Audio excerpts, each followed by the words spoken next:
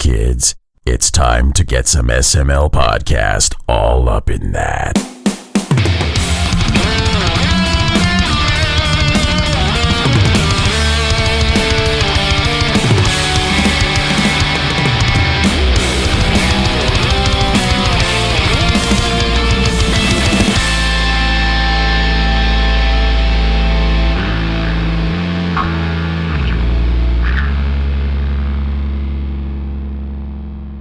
What's up, everybody? This is the SML Podcast. I am your host, Joe. Cole's going to be here a little bit later on. It's a special occasion. It's been a while, but it's WrassleCast time. Tim Ekkebus is here. Tim, how are you doing? It's return of the WrassleCast. Finally. Yes, it has been a while. The Rock reference has come back to the SML podcast. Yeah, no, it's the first time since January. I know. Last time we did it was the Rumble. And then I gradually became disinterested with WWE during the quarantine. Yeah. Ended up getting completely jacked on AEW. Yeah. And we've been watching AEW with two friends of ours, and they are joining us for this WrassleCast. Adam and Matt, how are you two doing? Hey yo, what's up? You guys ready to talk wrestling? Always.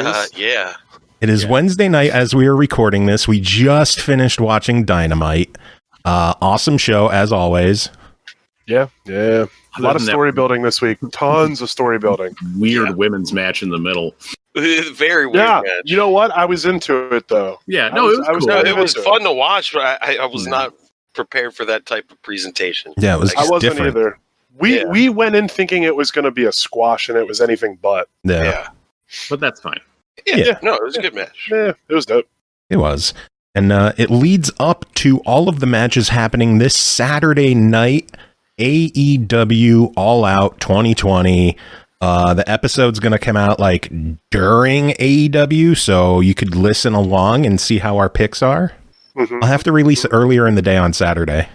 I think that's a good idea. I'll have to get my work done early. I'll have to not be lazy for once. Every time I see you in my stream, I'm just going to be like, looky here, bud. All right? Okay. I see you lurking. Right. Are you editing? Yeah. All right, I appreciate the 50 bits, but I'm going to need you to get your shit together, I don't Joe. give anybody bits on Twitch. I never do bits. I was trying to throw you a bone, make you look like a hero. Oh, no, I'm not a hero. You are fucking don't martyr me. Everything up. I'm no hero. All right. That's fair. I tip rock band songs. You That's are the what hero I do. that Berwick needs, though. Yeah, Berwick. The hero of Berwick, Pennsylvania. Shitsville. Needs/deserves. Yeah. But yeah, we got some good old fashioned pay-per-view action going on. It's time to go over the card. Let's talk about all the matches that are going on. As it stands, there are 9 matches, including the pre-show. And speaking of the pre-show, there's one match on there: Britt Baker against Big Swole in a tooth and nail match. Where do you guys see this going? I mean, I hope Swole wins, but I could see Britt Baker winning, though. But I mean, it's Britt's big return match after she's been injured all summer. It sucks because they've been working this feud, and Swole's had to do all the heavy lifting because she's been able to wrestle. But I feel like Britt's going to win. I feel it's Swole for days. That's going to be a fan service hype match. That's Big Swole for days. That's fair for prelim. Yeah, good way to hype the crowd. Britt has gotten incredible on the mic over the summer. Oh my god, she's so much better. I like her more now than ever, honestly. She was an absolute disaster when she first started her heel turn on the microphone. It was terrible. It was not good. She didn't sound confident in being a dickhead. Yeah, now it's great. But now it's awesome. Segments. Oh man, great stuff. Yeah. And then that leads into the actual pay-per-view, All Out, 8 o'clock this Saturday. We're just going to go in order of Wikipedia, reverse order, as we always do on these. I bet you one other of these matches has to be on the pre-show, right? Maybe not. I don't know. No, the buy-in's usually one match, I think. Okay. Yeah. I think buy-in's only a half hour, isn't it? That's true. That's not a 2-hour extravaganza. Yeah, it's not. Yeah. They don't have 2 hours for a goddamn pre-show, so. Yeah. Yep. But yeah, Matt Hardy and Sammy Guevara in a broken rules match where if Matt Hardy loses, he must leave AEW. And considering he just came in a few months ago, I don't see him losing. Yeah. Matt's doing the job on that one. I love Sammy Guevara. Sammy, I mean. Yeah, Sammy's going to take all the bumps and then some. Sammy's going to take some. Sammy is going to take some bumps. Let me tell you. That's gonna be a good match. That's gonna show a lot of action. It's gonna show a lot of their more brutal side because they're both not afraid to get bloody. That's gonna be a really, really high energy match. I'm really excited to see Matt Hardy kick the dog shit out of Sammy Guevara. And it's a long time coming. Yeah, big time. Sammy is such a good punching bag. Oh my god, I love him so much. I hated him the first time. First time I saw him on Dynamite, I was like, this dude's a douchebag. I don't like him. And now he's like one of my favorites. That is true. People. You were upset that he was vlogging, and now you watch his vlog. Yep, I do. My God, it's amazing how that turned up, right? Yeah. Tim, do you watch the vlog? I don't watch his vlog. Sammy Guevara's it's funny. channel is ridiculous. It's great. It's a lot of him and Marco Stunt being very silly. It very loosely builds on canon, too. So yeah. Nice. Like any good internet wrestling show, somehow still trapped by the rules of wrestling. Yep. Seeing Marco Stunt run around screaming about Sammy Guevara cheating on him with kayfabe is one of my favorite running jokes in that vlog. God, is it funny. Yeah. He thinks Sammy's cheating on him as a best friend with someone named kayfabe. And it's too funny. Oh my Lord. Yeah, I also think that Matt's going to win, unless he's just going to be wanting to wrestle for 6 months and then go behind the scenes, but I don't think that's the case. You never know. Matt, he's been wrestling a long time. Maybe he wants to take some time off.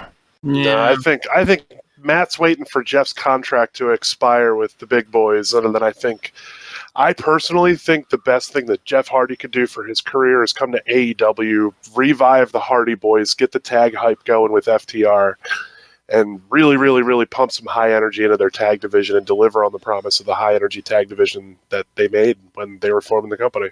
I don't think their tag division is lacking. I don't think it's lacking either, but I think it could be hotter. I think Matt wants to stick around on TV, specifically to help, Private Party and mentor and coach and stuff like that. But right, that's what I think. I don't think he wants to be completely off TV. Or maybe he breaks Sammy Guevara from because the whole thing with him and Sammy started with him trying to get Sammy to realize that he's a good wrestler on his own. He doesn't need Chris Jericho. I wonder if the whole broken rules thing is an attempt to break the Spanish God moniker and have him turn face with Matt Hardy as his coach. Maybe. I thought about that the other day, and I was like, that would be a cool full circle if they did that. Interesting way to generally think. like all the old guys, having their guys they're coaching. They're like pet projects, yeah. Yeah, it's like Ultimate Muscle in a way. Right. And anything that reminds me of Ultimate Muscle has to be great. Dem's the rules. Hey, action figures are always good, right? Oh, yeah.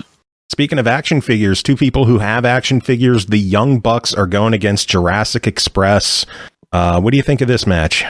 I think the Bucks are going to win, but super shittily. Yes.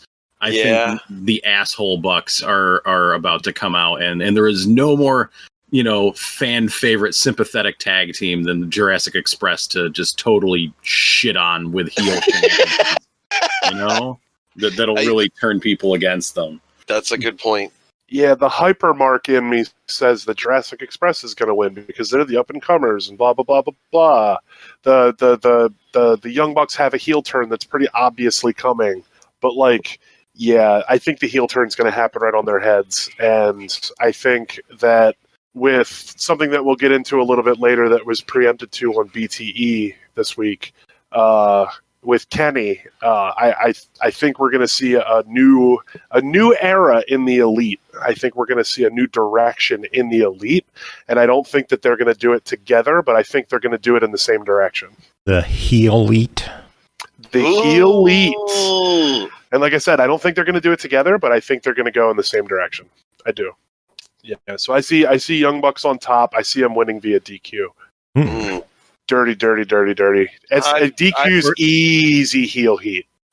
Well, they would lose by DQ then. Yeah. That's so good. Yeah. Man, I'm so tired. I'm sorry. I've been up all night. It's been a long day. Long day for all of us.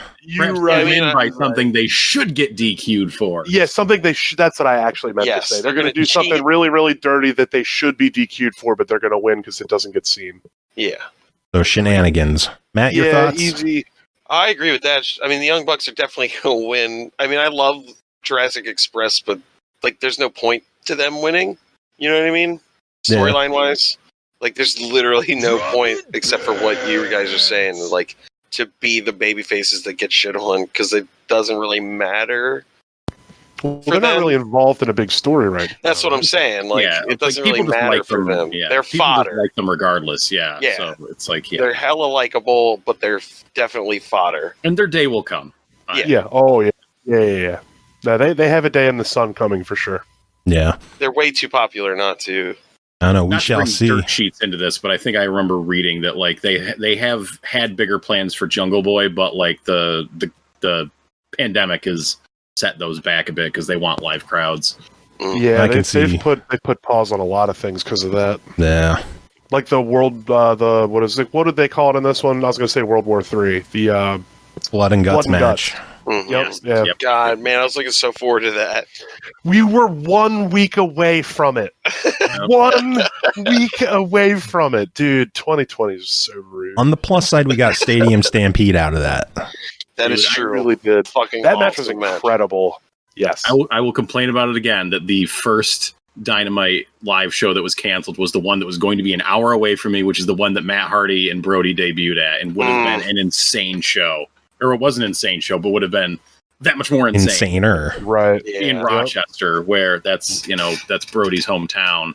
It would have been nuts. Anyways, where you would have been Brody, butt in seat. Yeah, speaking of Brody, the Dark Order has a match with Brody Lee, Colt Cabano, Evil Uno, and Stu Grayson taking on Matt Cardona, Scorpio Sky, and the Natural Nightmares of Dustin Rhodes and QT Marshall.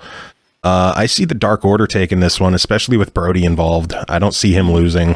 Yeah, I was going to say Dark Order wins because QT's involved. also, Yeah. QT taking the pin.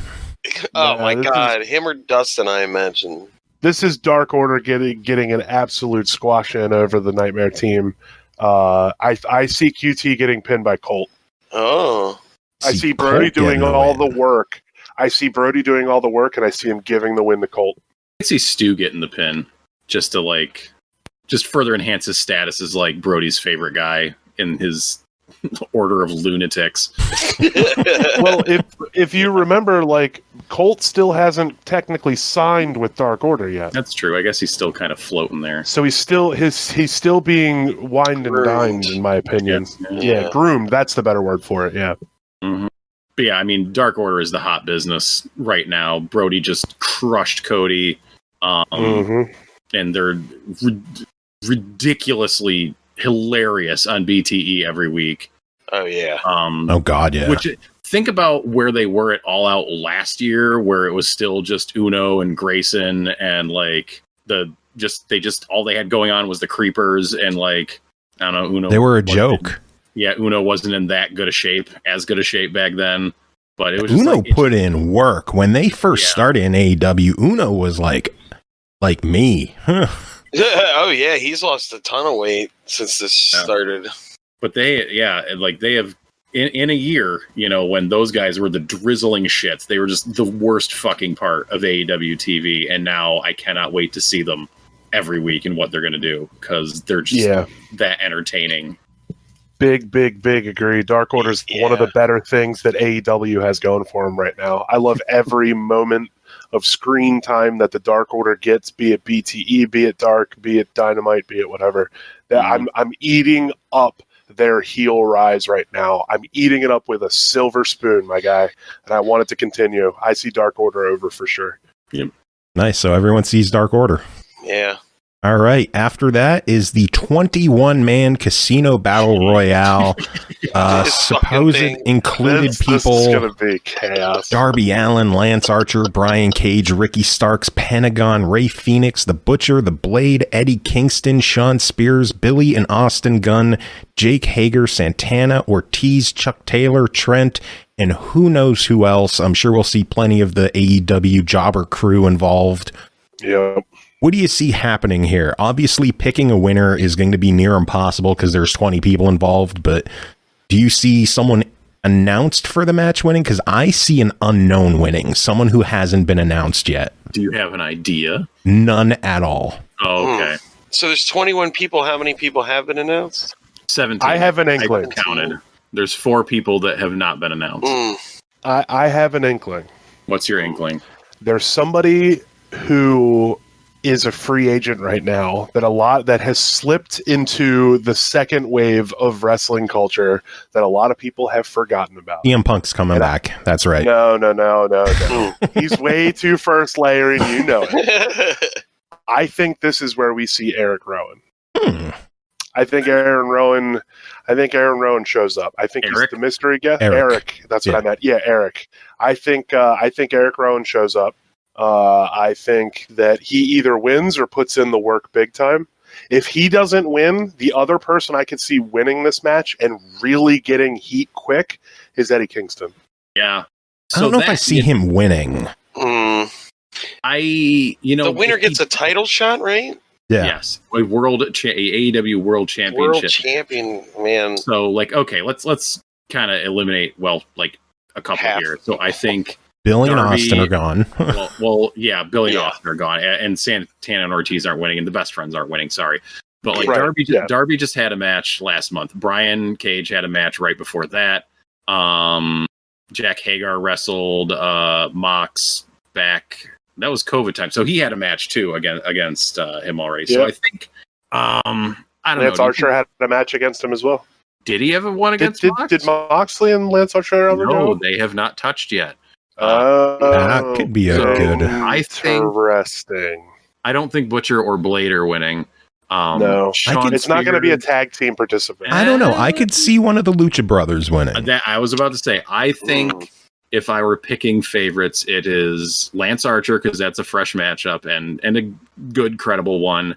Or they go with I'm going to say Pentagon and not Phoenix. Really? I would love to see Phoenix. With Phoenix is my next choice. Yeah, I think Pentagon or Phoenix or maybe Lance Archer. Those are kind of my picks. Eddie Kingston just came in and had his TNT title match. I think it's a bit much for him to already be challenging for the world championship. But also maybe that's his scheme. He plays these guys against each other so he can win this match, and that's his scheme. Maybe. Or they got somebody out of the UK and he shows up. Pac, maybe? If Pac shows up, I'm going to scream. Oh my God. Oh, So I would awesome. lose my shit if he showed up and won. That would be so good. God, that Probably would not, be though. freaking It amazing. would be freaking amazing. Because that would complete Death Triangle. That means that he would be rolling with the Kingston crew. That would be nuts. Oh, God, that would be nuts. Or they'd be rolling against the Kingston crew. Or that, yeah. If something goes sour in the Battle Royale, yeah. We'll see. But Yeah. Matt, your thoughts? I feel like the Lance Archer thing makes a lot of sense, only because he keeps saying everybody dies. If he doesn't actually do something soon, what is he? All he does is beat up people you've never seen before. The jobber beater. That's all he's done. But That's also, fair. challenges Mox again or challenges for a title again and then loses, and he kind of goes back to the same spot. So it's tough. He's in a tricky spot, sort of. So they got to do something with him, and him beating up 20 other people, I think, is a good way to go. Yeah, yeah, and consider that it was the surprise entrant that won the ladder match at the last show. That was Brian Cage. So I don't know if they do that again. Yeah, I don't know if they do another mystery entrant. Yeah, winning. but how many people walk into an arena and rip a ladder in half? Can we talk about that? That's true. Very true. So yeah, that's kind of my opinion on it. Wilson Prime says, can we say none will win?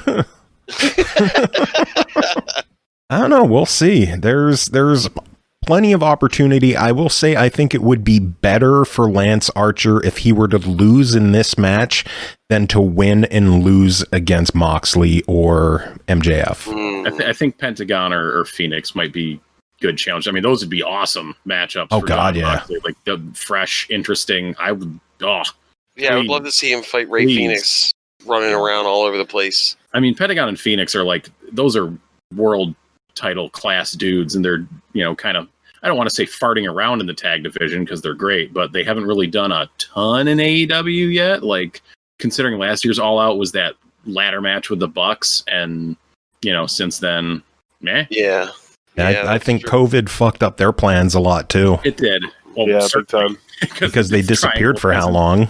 Yeah, well, they couldn't be in the country, and then Pac, the kind of leader of their death triangle, has been stuck across the ocean. So yeah, it's right. Real son of a bitch. Yeah. Moving on.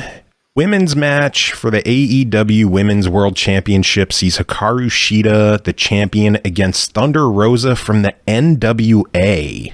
Billy Corgan teaming up with AEW to bring us an interpromotional matchup for the AEW Women's Championship. This has nothing to do with the NWA Women's Championship that I'm aware of, so that's not on the line at all. It's not like a title versus title match. Yeah, do you see Hikaru retaining or Thunder Rosa becoming a two promotion champion?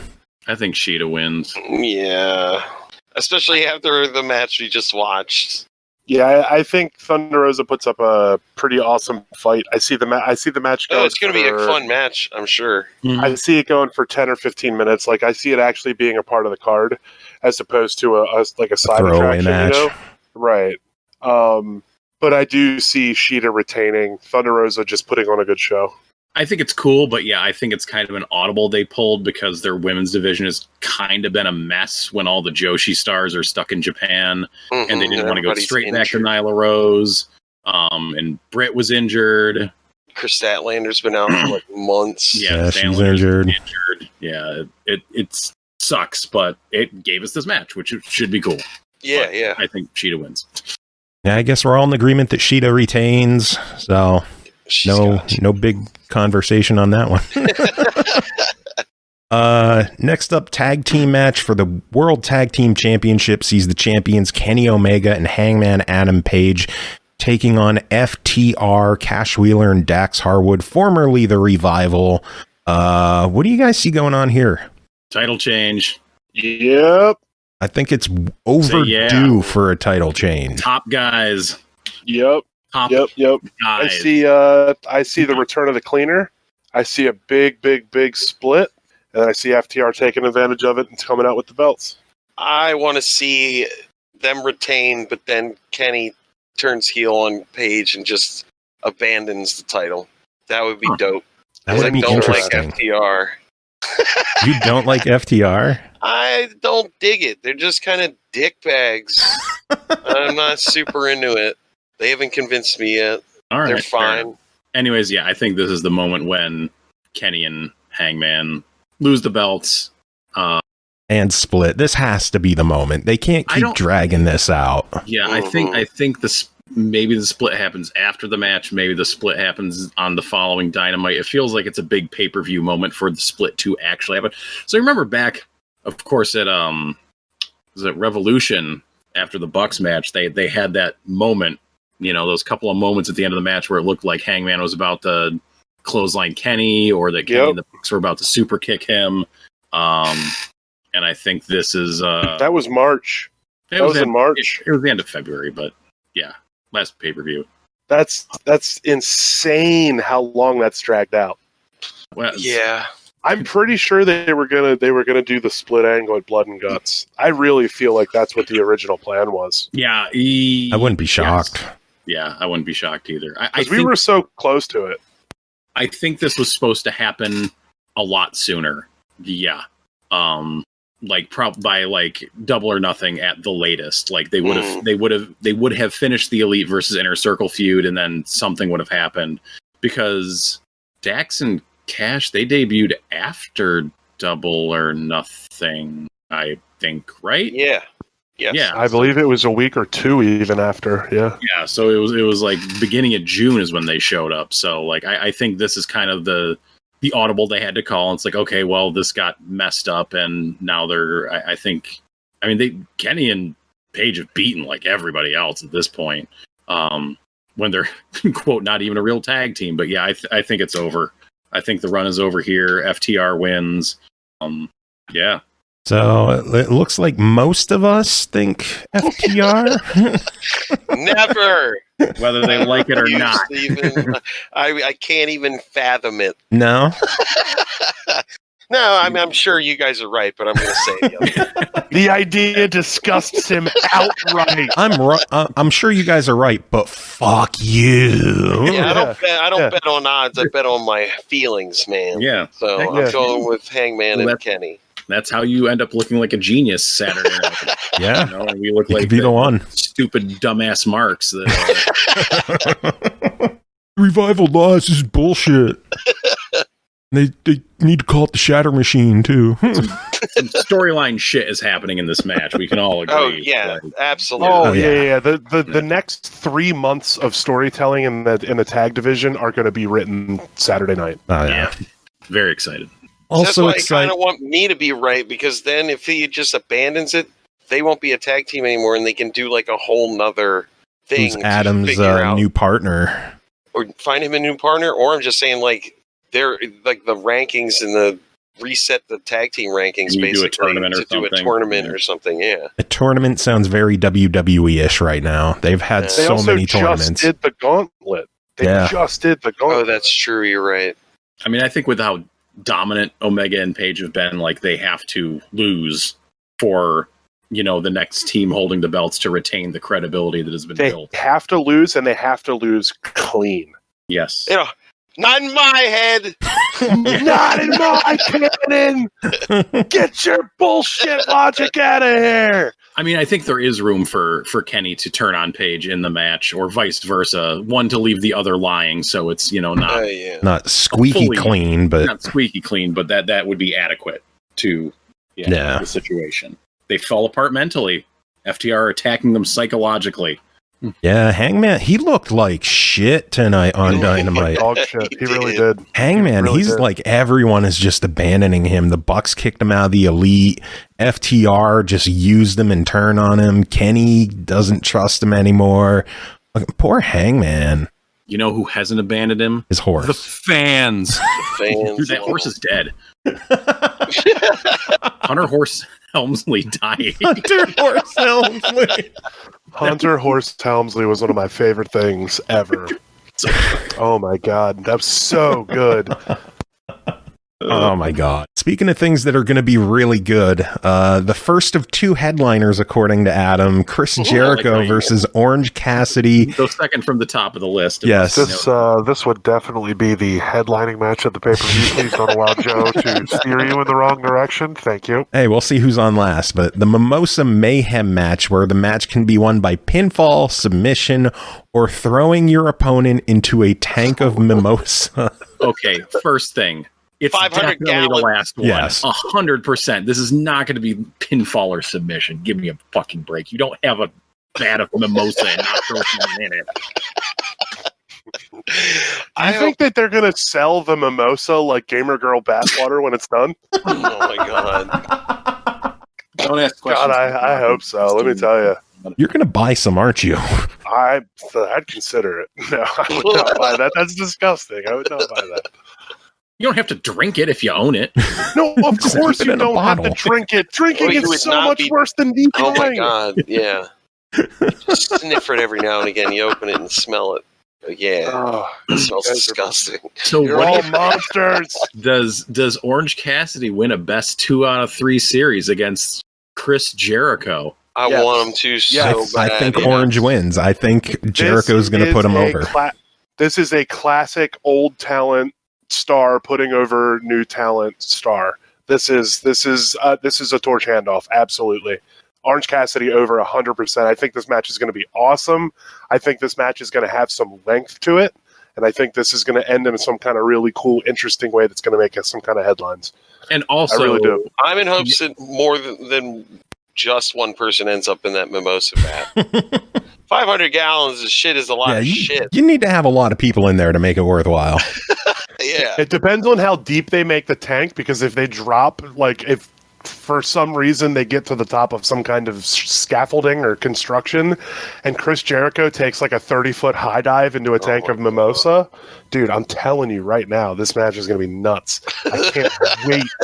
I can't wait to see this 100% verified, no doubt within anybody's mind, headlining match. I was about to say, you probably won't have to wait that long because it won't be at the top of the card.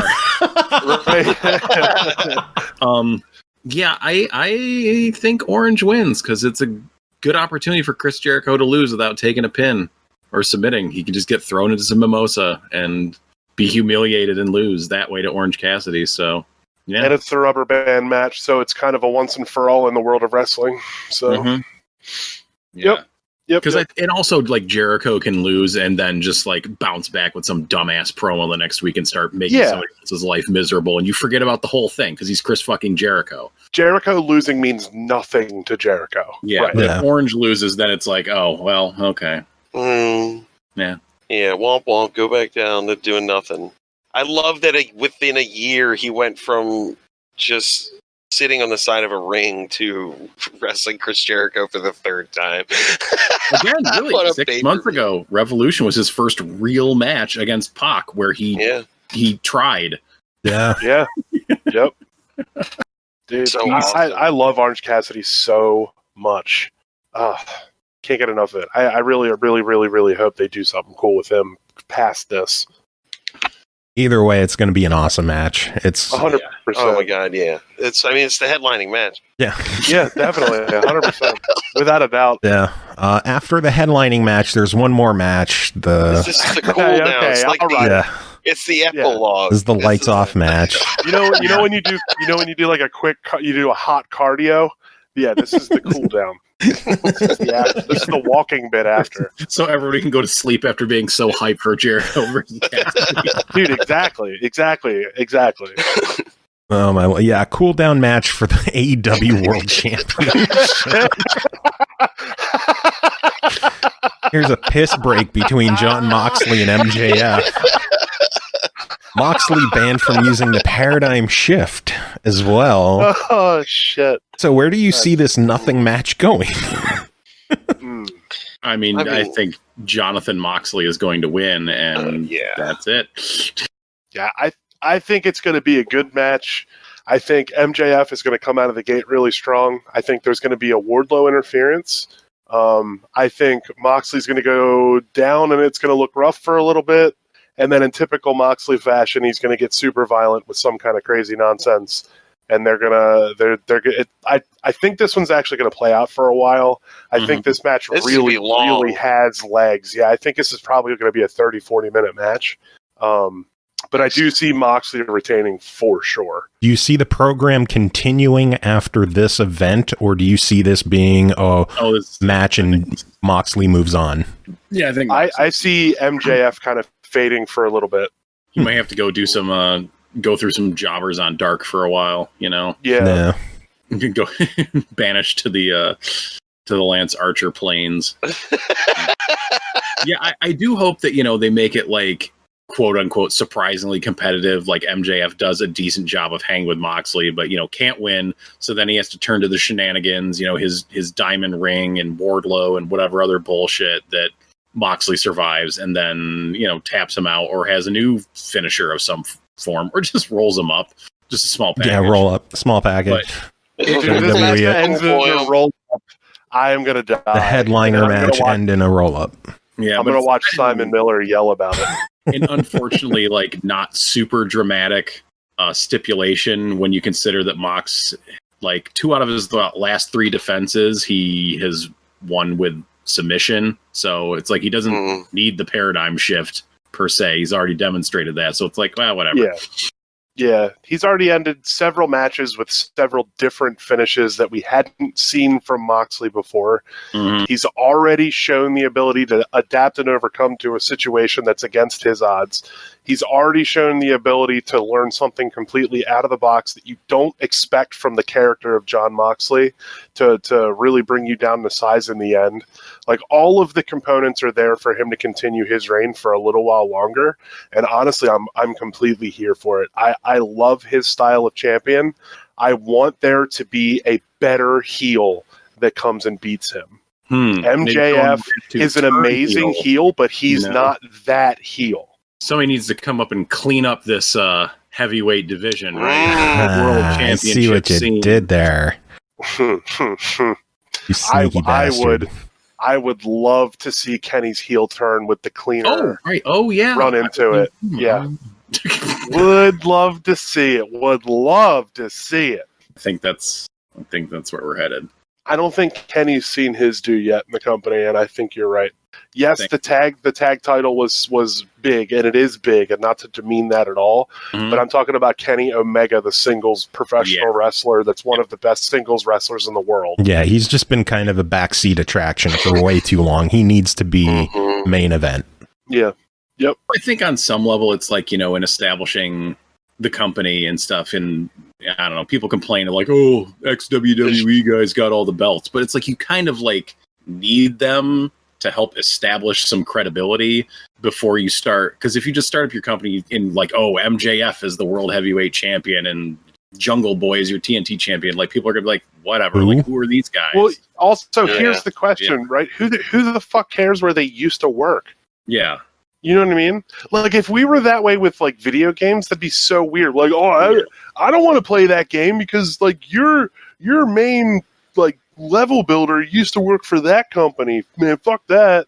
It's like, that's so, who the fuck cares if it's a good product? If it's a good product, you know what I mean? Like, if you're watching AEW and people from another company happen to come by, who the fuck cares if they have the title in AEW? Or who the fuck cares if they used to work for WWE? Those things have nothing to do with one another. Yeah, they're not there now. They're just, people looking at like what Impact Wrestling has done for like 2 decades, where they pick up any scrap and then like immediately throw these guys into the main event scene, or any, I guess to a lesser extent certain other companies, but I feel like Impact was notorious for that. But like I think it's fine, and it's like, okay, you had Jericho, who's a legend, you have Mox, who was a more modern WWE superstar guy, and then it's like, okay, well now let's establish like Kenny, like someone who the American audience might not be as familiar with. Right, but are now, because they've seen him do at least some stuff. Right, and then you start like, you get a couple years into your promotion, and then it's like, okay, now it's time to really put the shine on like Hangman Page and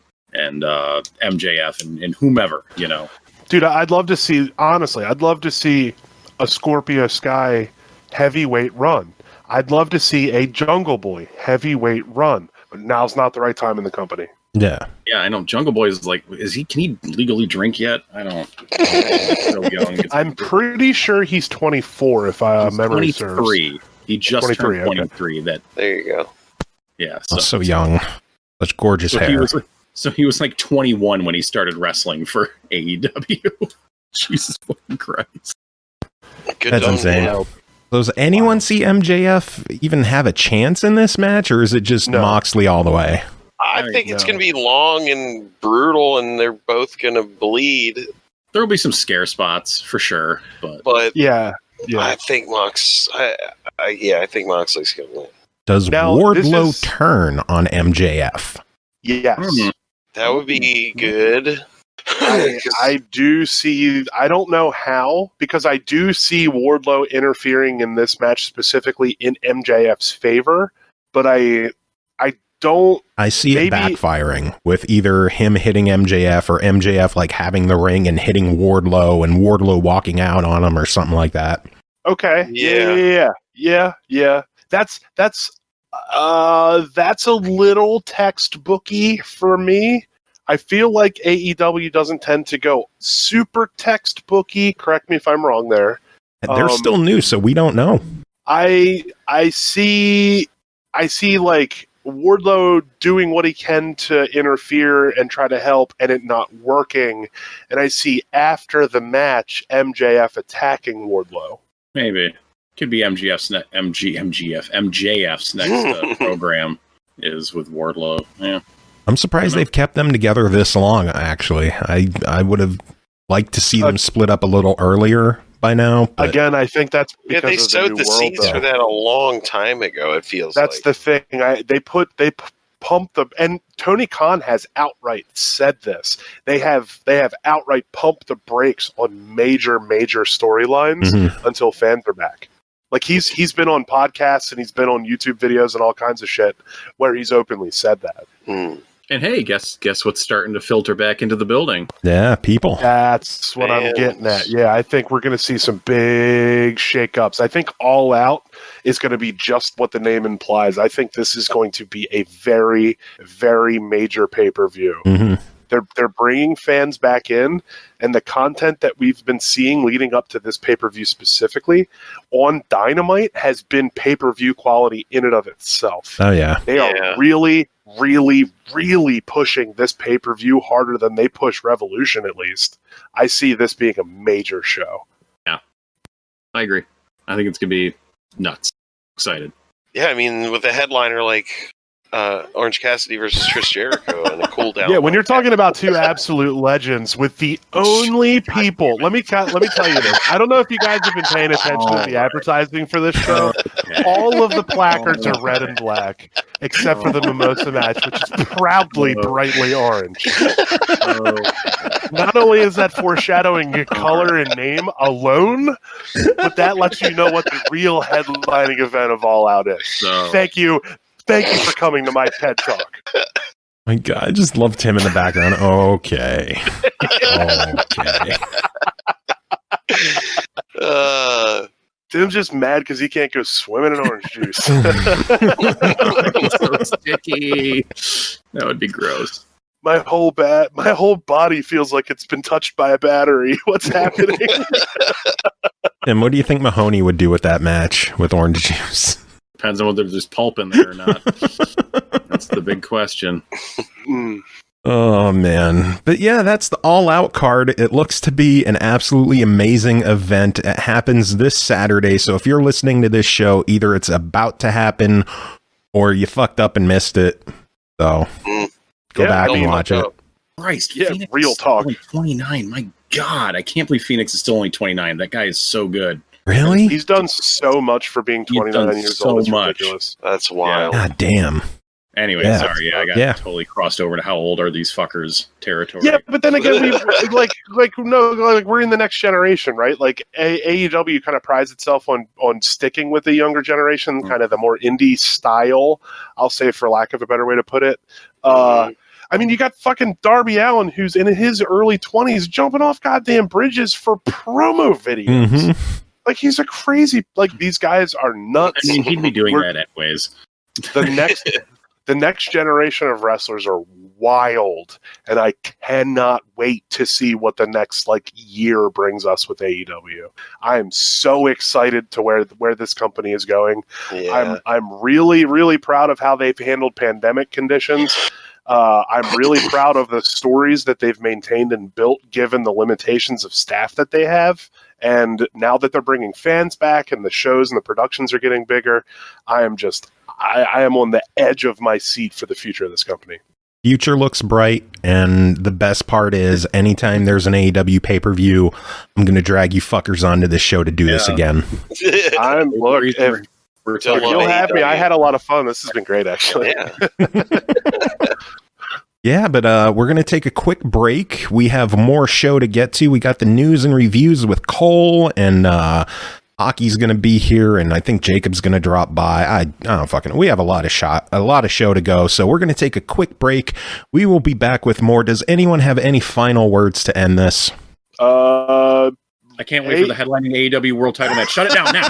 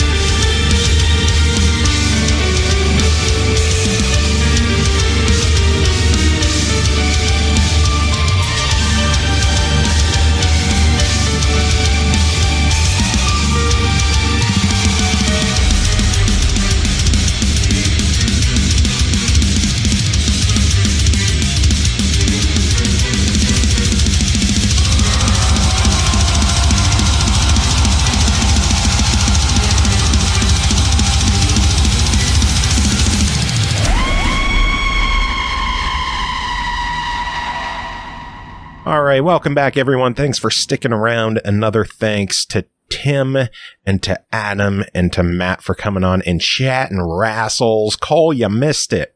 I did. You missed it. Maybe intentionally. Because I don't do the Rassles. You don't do the Rassles? I don't do the Rassles. It's one thing where you and our interests diverge. I'm like, see ya. Aww. Yeah, it's just it's not my thing. You should watch Rassles. Join us one Wednesday. AEW, like, I have friends who had zero interest in wrestling and they watched AEW and they have been getting into it. And they're like, you know, you're right. I should watch AEW. It's really good. I'm adding Dark Mika to the call. So Aki's going to be joining us. Yes, my man soaps. I love my man soaps. What is wrong with me loving my man soaps? Skype got all fucky there while Aki was joining. Did it? Yeah, that's new. What happened? Story of my life. It was like crackly and you were cutting in and out. I haven't never had to do that before. Weird. Yeah. Well, nothing fucky happened on my end, so. Well, congratulations to your virgin end. I know. So, Aki, how are you? I'm alive. That's about as far as that goes. Nice. Good and talk. You? Good talk. I'm very meh. Just from being inside all this time and everybody being sick and all the dumb people being like, oh, there's no pandemic. Oh, there's no fucking issues and going around without masks and shit. I'm just... People are stupid. Yeah, There's a lot of stupid people. Hashtag wear a damn mask. Yeah. None of this is really wash helping. Your hands. None of this is really helping with the fact that I've always been somewhat agoraphobic. I hate leaving my fucking house for any goddamn reason. And this has just made it so much worse. And just it's been creating a lot of panic attacks and such. Life, I don't like it right now. You know what'll cheer you up? Oh? Video game news. Yeah, as long as it's not more news about Ubisoft and such, yeah. Oh god, no! No. Damn it. Well, let's start off with some happy news. Nintendo kicked things off this week with a Super Mario Brothers 35th anniversary direct. It just happened. Well, they didn't kick off the week. They just wrapped up the week, basically. It happened today on Thursday. For some reason, I thought today's Monday. I don't know why. It just feels what are you doing? We got some new stuff today. And no. That must be some good shit. Holy shit. No, it's just with everything going on, it's hard to keep track of what day is what anymore. See, true. You're understanding my life in a nutshell. And this is the third day in a row that I'm recording. So, Ugh. Oh, wow. Ooh. Yeah. Ooh. Plus, we recorded, the other Sunday? Man, a lot of recording. Yeah. Cole will be recording tomorrow, too. Just me, you, and Jacob. Aren't you excited? Yes. Well, I can show up and harass you all if you want. Overflowing with joy and glee at this turn of events, and I can barely contain my excitement. Just that little hint of malice. I don't know what you're talking about. I am a beacon of motherfucking joy. So yeah, Nintendo Direct. A lot of Nintendo news, really cool Mario news. They started off with the show with a Game & Watch Super Mario Brothers edition, which is a replica of the old Game & Watch systems with a full color screen, and it includes Super Mario Brothers, Super Mario Brothers The Lost Levels, and a brand new version of the Game & Watch game Ball with Mario's face on it. I don't have anything to say about that last part. So I have to... I don't remember what a Game & Watch is. It was before the Game Boy. Like they were little like LCD screens, and like they were like the Tiger arcade games. Okay. Like the handheld Tiger arcade games. I saw the post about them, and all I did was sit there and look at it and go, the fuck even is that? Why am I supposed to be excited for this? And I don't remember the originals at all. Maybe if I saw one, then I'd be like, oh yeah, that thing. But I was just so like, they're just old dinky, staring into the void. Like, I don't know why I'm supposed to be hyped about this. Yeah. It's just something interesting. Specifically, mostly for collectors, I think. Yeah, this is definitely everyone a collector's else is gonna thing. Be like, eh. Yeah, it's going to have like an 8-hour battery life. Nice. The screen, you could check on it, and it'll have like the time, and it'll have Mario characters, and it looks really cool. I think I had one of these. Yeah. Oh, I know, I did. I had a lot of these. I don't know what it is, but I think I had one. No, like I Googled it and I'm looking at it and I'm like, oh, yeah, I think I had. Yeah, there were a bunch of different ones. Probably had a few of them then. Yeah. I had one of these, and I had the Tiger ones, whatever you called them. I really don't remember the names of anything the little anymore. Tiger handheld LED or LCD games. Yeah, I had a handful of those. Wow. Good days of really bad games. Yeah, those games were fucking awful. But all of those LCD games were fucking awful. They were something to play, at least. Yeah, they were. That was their only saving grace. Mom, could I get a Game Boy? You have a Game Boy at home, and it's that fucking thing. Anyway, this new Game & Watch is going to be available November 13th for only $50. Okay. I'm honestly surprised that they're charging that little or what's essentially a handheld. You know, people are going to hack this fucking thing. Yeah. I can't wait until people hack it and put more games on there. I hope so, because that's a lot of money. There's a post on Reddit from a year ago where somebody hacked an original one from 1982 and put a Raspberry Pi in it. And it's playing Doom. That's beautiful. Nice. Yeah. So that was that's pretty fucking cool, to be fair. I think I'm more excited to see what the Raspberry Pi crowd could do with these opposed to what's going to be on it in the first place. Yeah. Pretty much. I'm more excited about this thing for the potential, really. Yeah. That's pretty cool from that aspect. I know I've seen we got number one a Raspberry Pi Zero because she wanted to make an emulator inside of an Altoid can. And she made her own little handheld emulator inside of one of those, because you can get a Raspberry Pi Zero for $15. Yeah. Your kid is so much smarter than me. And yeah. Well, she's taking it apart now because she had a tablet die and she took it apart and modded the tablet with the Raspberry Pi now. But Jesus. Yeah, your kid is definitely smarter than all of us combined. She's a nerd. But yeah, I'd be more excited to see what people could do with the shell more than anything. Yeah, I think that's how most people are feeling. I imagine a part of it is that they just didn't see any point in charging more than that, because you can play most of the games. There, yeah, it's definitely more of a collectible thing than it is you're designed to play this regularly, because it's 2.5 games really. Aren't they on? Are they the same ones that are on the Switch that you can play? Yeah. So yeah, I mean, at that point, it's just for looks. Yeah. So this is a collector item, but it's cool. We'll talk about more physical stuff in a bit. Let's talk about some games. They announced Super Mario 3D World is coming to the Switch. It's an enhanced version of Mario 3D World from the Wii U.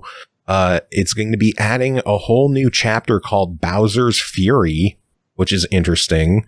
Okay. It's going to be launching February 12th, and they're going to have new amiibo figures for Cat Mario and Cat Peach and I saw those and they're adorable. I'm gonna buy every goddamn cat one that they have. Those are adorable, yeah. I can't You wait. have enough cats in your life? No. Jesus. That's why I need them. Cats. I need to solidify my cat lady status.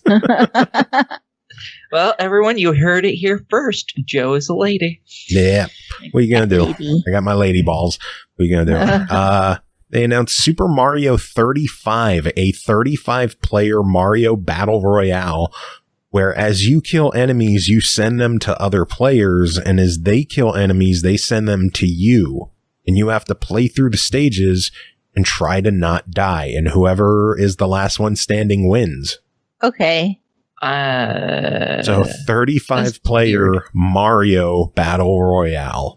Yeah, I don't get exactly get the gimmick that it has. I think it could lead to some interesting gameplay, but it's going to tire itself out pretty quickly.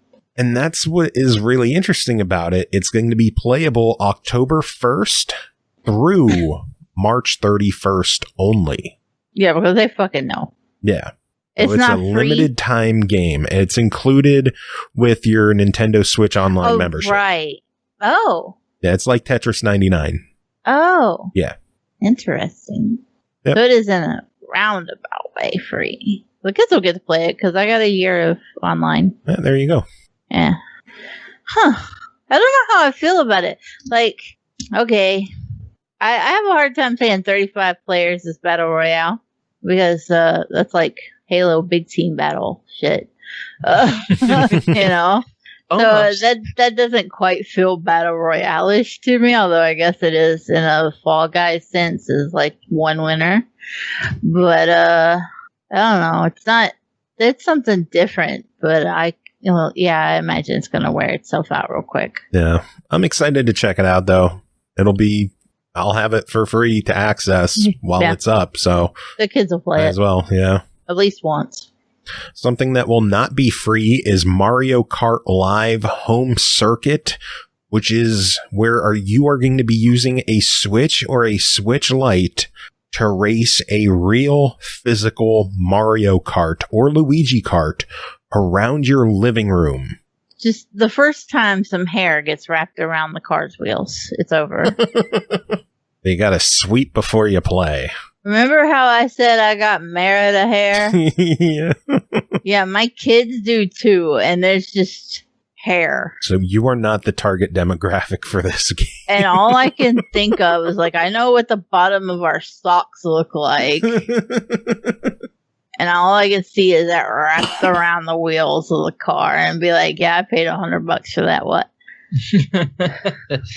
It ain't moving now, but I paid $100 We just have for Ashley it. in the house with long hair, and I see the vacuum roller and how much of her hair is wrapped around that fucking thing. You seen pics of my kids? I've posted them on social media. They got hair. Like, I think we used a tape measure to measure their hair recently, just out of curiosity because it's quarantine and we're bored. And like all three of them, even after number one had me cut layers into her hair, all three of them were over 36 inches of hair. Oh, God. Yeah, nice. So it is long and curly, and it gets in everything. That's what she said. Plus, I run a petting zoo. Root beer is correct. I have dogs and cats and rabbits, and we apparently picked up a stray dog recently. Really? So yeah, somebody has. If I had to guess, I'd say somebody's dropped him off. He's really old. Oh. But he's a blue heeler, and like he's super skittish and doesn't want to. He doesn't like act afraid of you, but he don't want to come up to you either. But then like we fed him because the neighbors shot at him and they grazed one of his feet. So we put him in our because they're assholes. I've told plenty of stories about them. Okay, I was about to ask if it was I would those report ones. them for shooting at the dog. We did, but Good. you know, it is what it is. But we have been keeping in our yard as fenced, so we've put him in our yard to keep him from going back up there. And I took care of his leg and got it healed up. He's walking on it. It's not limping anymore. It's kind of funny because number one has apparently decided she wants to call him Bob Dog. And I don't know, Bob, like B-O-B and then capital D-O-G, like it's his last name. Okay. Basically because his tail has been bobbed. And so she just keeps referring to him as, she started off the Bobbed Dog, and now it's just evolved into Bob Dog. And she's like, that's a great name. And I'm like, no, we cannot call him Bob Dog. I refuse to allow this. Why not? That's a good name. It's ridiculous. Bob Dog. I'm standing on this hill. I will die on it. We are not calling him Bob Dog. So now she's just like keeps inundating me with memes of, you know, when you're that face when your mother won't let you call the dog Bob Dog, and I'm like, come on, get out of here. But anyway, you know what the dog would not like? The dog would probably not like a Luigi cart driving around the living room. Probably not. Which he hasn't been in a house. He's content to chill. He likes to just hang on the front porch. You know, I tried to bring it back to games, and now you're going right back to the dog. I know it, but I did it just because I knew what you were trying to do, and I wanted to be an ass about it. Son of a bitch. Anyway, you're bad at segues. The cart is going to be available for $99.99. From what I hear, the game is supposedly digital only, which could be shitty. I don't know if it's going to be tied to a purchase or just on the eShop. It would have been nice to have an actual physical cartridge, but I guess we'll find out. How is it going to like connect to the car? Magic. Well, there's like a camera on the cart, and it's transmitting the video to the Switch of the driving, and you're playing an actual like augmented reality game as you're driving the cart around. It's not Can I just just be really honest? It sounds awful. Yeah, I'm kind of with you on there, but I was never particularly big on RC cars, so yeah, it looks really interesting for people who have the right setup to do this. You know, like not a lot of hair or pets, not a lot of hair or dirt or dust, like model TV families. Like not if real you life live people. in one of those apartments that's crystal white everywhere, and you know, like fancy tile that's seamless. Like if you got just one big marble slab as your floor, and you have a cleaner on their hands and knees scrubbing it for hair every day, then at that point. And again, it's crystal white, not crystal meth. There's a difference. Crystal meth is for neighbors. Anyway, moving on. They mentioned a whole bunch of Nintendo events and various game crossovers and physical merch that are going to be happening. They also mentioned that the Nintendo or Super Mario All-Stars is now on the Nintendo Switch online service. So you could play Super Mario All-Stars on the Super Nintendo. Oh. Yeah. Okay. Not bad. And then they wrap things up with what has been long rumored and is finally happening, Super Mario 3D All-Stars. Ah. It is a 3-pack of Mario 64, Mario Sunshine, and Mario Galaxy. And even better, it releases September 18th. That's pretty cool. Nice. Yeah, it is. But it's fucking here. But there is one thing that's not cool. It's going to be a limited time game.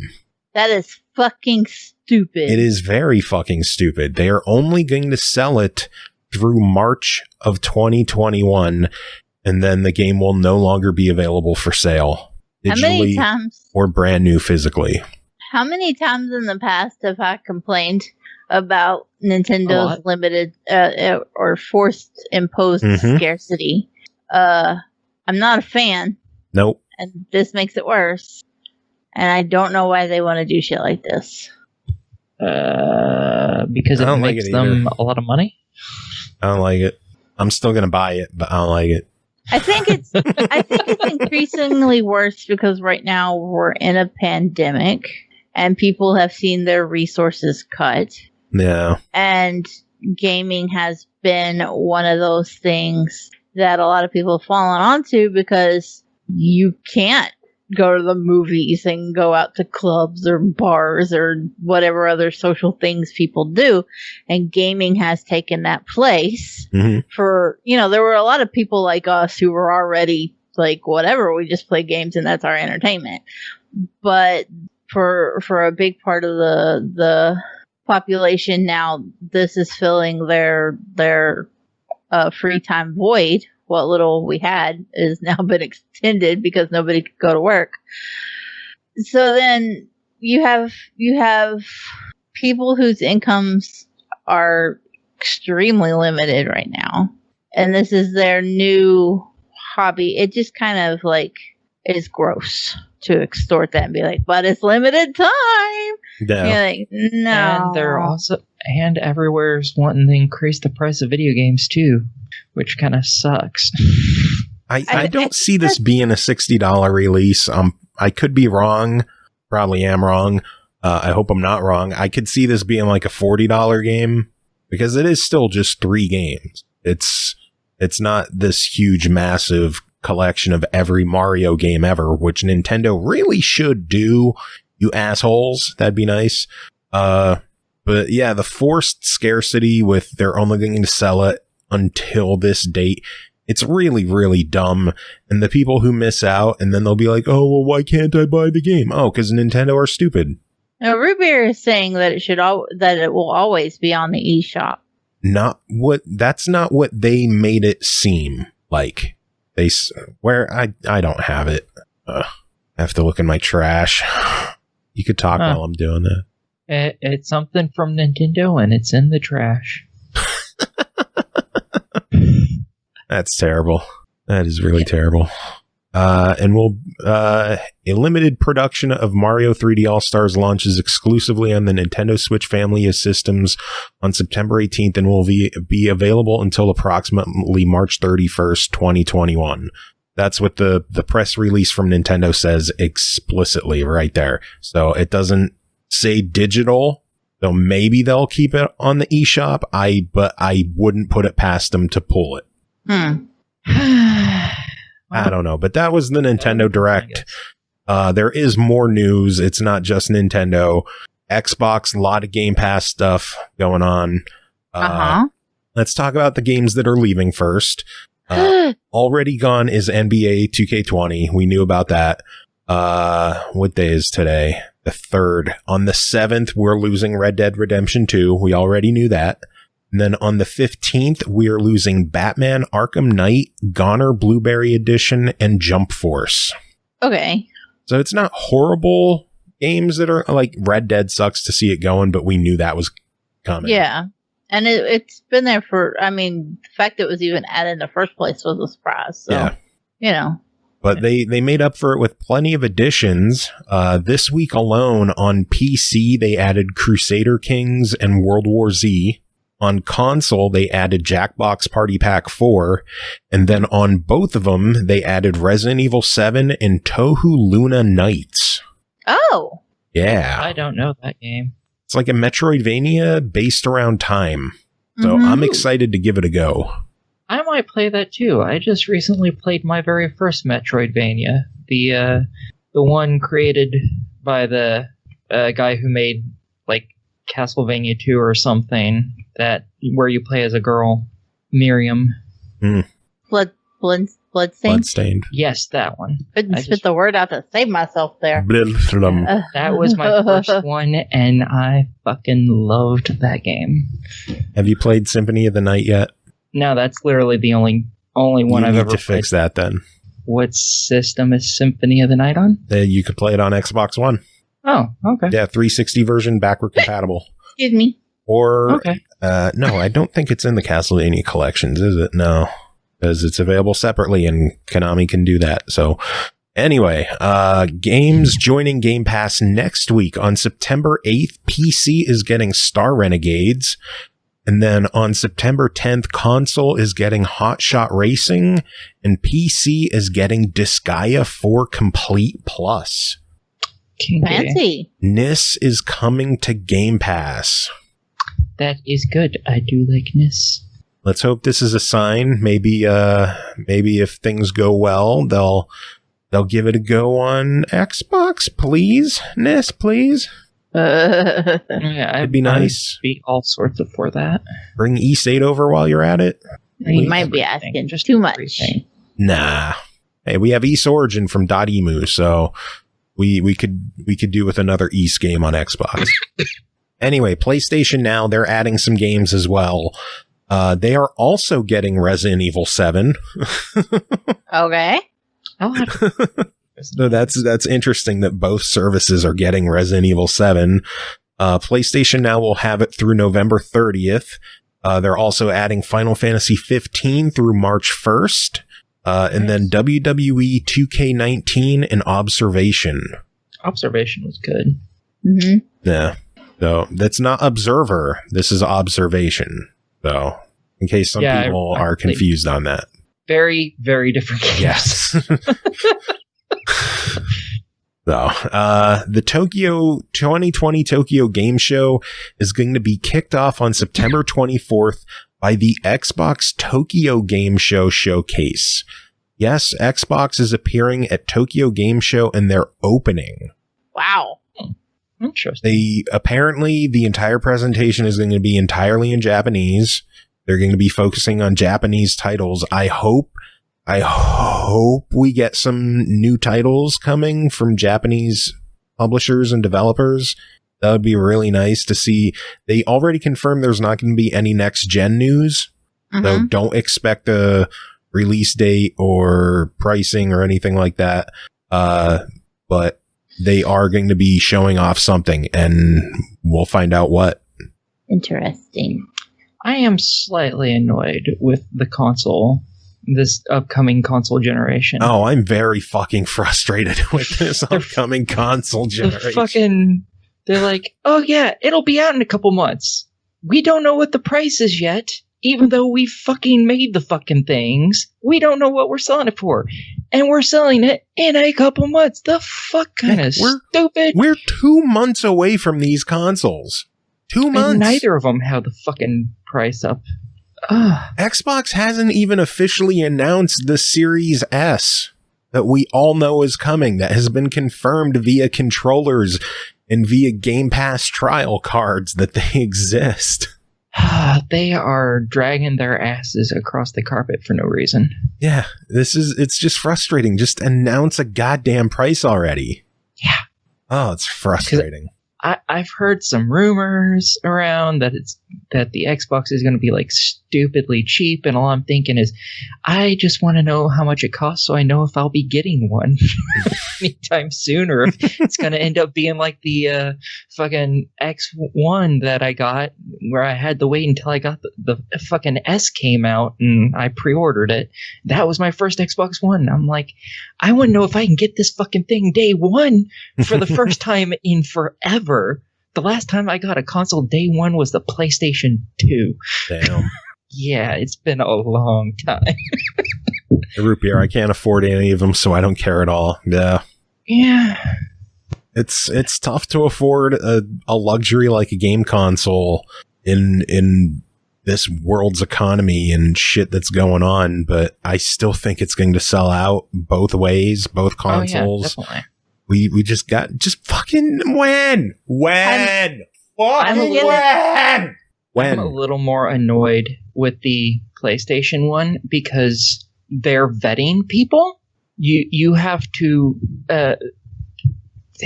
sign into something over for them, and they're vetting people for them to get a chance to pre-order their fucking system. Oh God. And you just know they're vetting them to be like, who will suck our dick the most, and just tell everyone how amazing we are.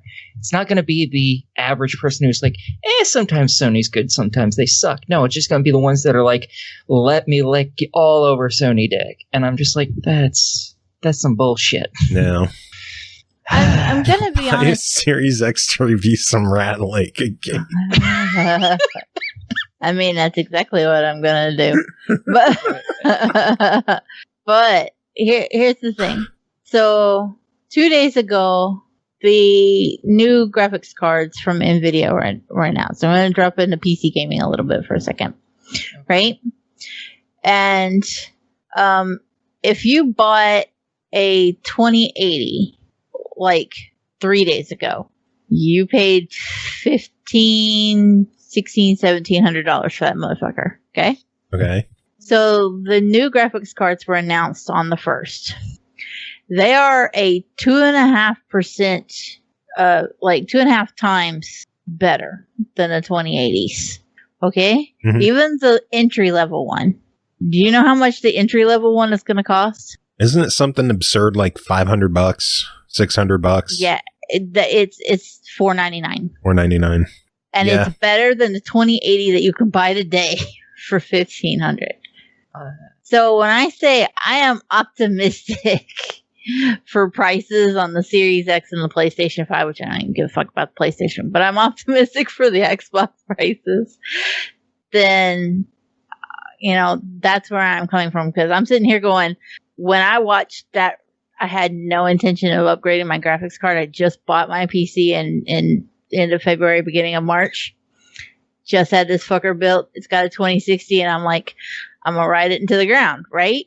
But now they're like, hey, the new graphics cards are only $500, and I'm going, wait a second. I can make baby a little stronger here. And if I'm feeling that way over something I had no intention to upgrade for 2 or 3 years, I'm holding out hope that consoles are going to come in and be like, we don't care about the console price. We just want you on our subscriptions. And I'm like, well, I'm there too, so let's go.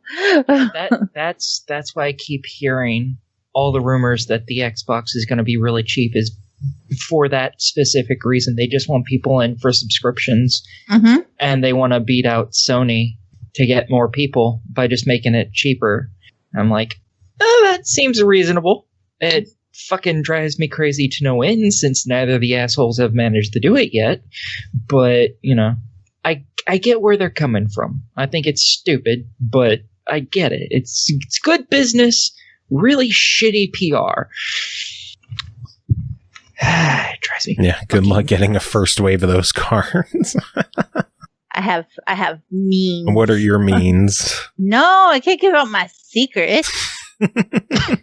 Guessing it starts with Rob. I have an N. An E. Anyway, Rocket League, now that it's going free to play, will no longer require PlayStation Plus or Nintendo Switch Online to play.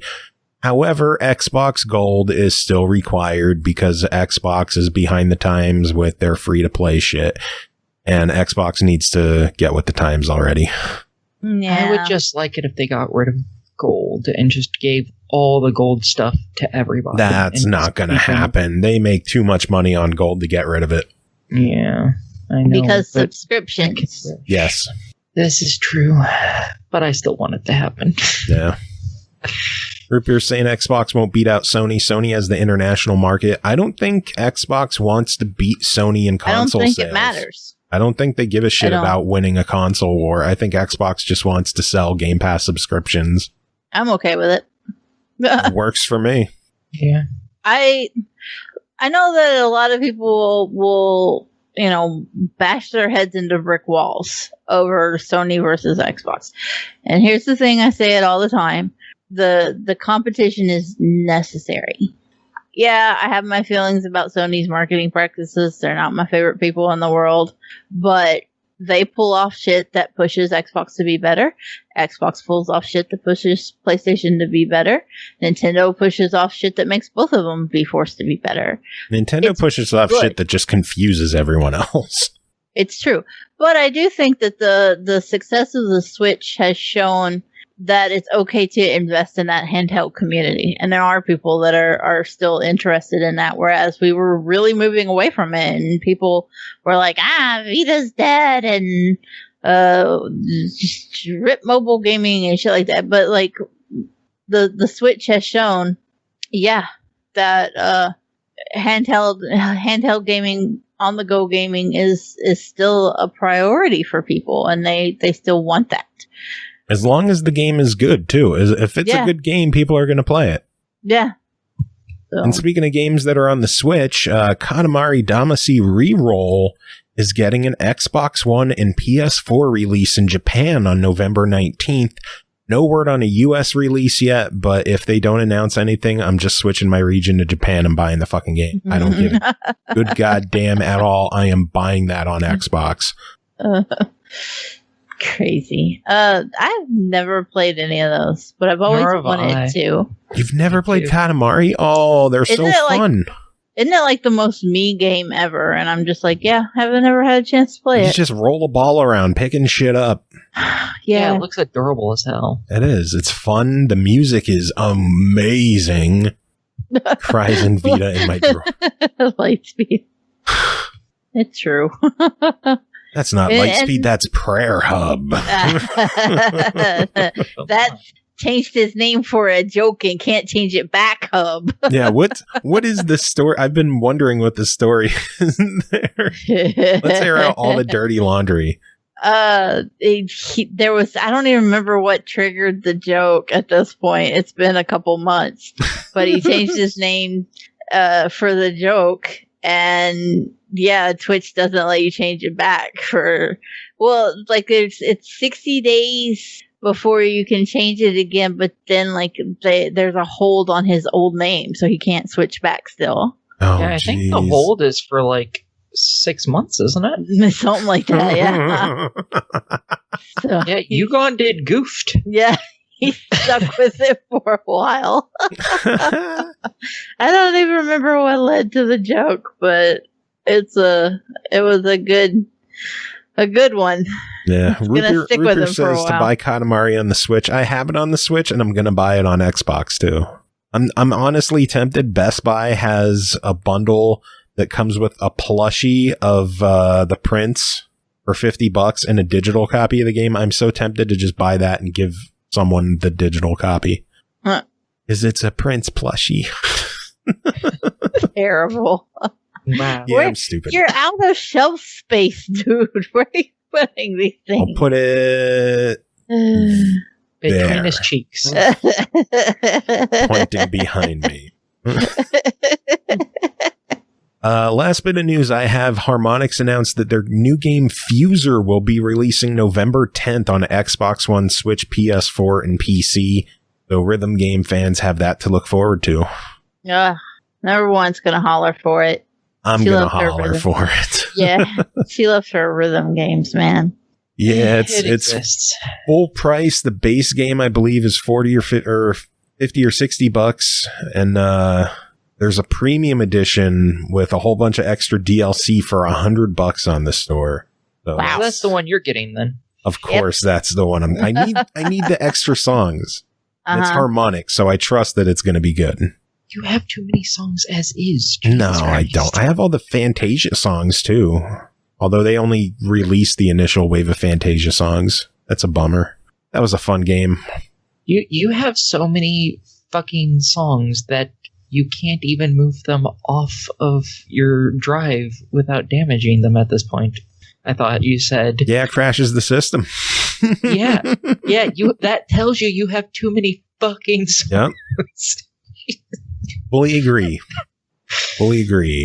And Anti-Flag and Theory of a Dead Man had songs on Rock Band this week, so I bought those. Jesus Christ. How long is that game going to live on for? Holy crap. I don't know. It's Rock Band 4's 5th anniversary is coming up this year. Wow. Yeah, Rock Band, their Harmonix is calling out to fans to like submit in stories and videos and stuff like that. And you gotta submit a video of all the songs you have and your system crashing? I should. I think so too. You might get a brand new system or something. Maybe they'll send me a code for the other 3 songs I don't have. Wow.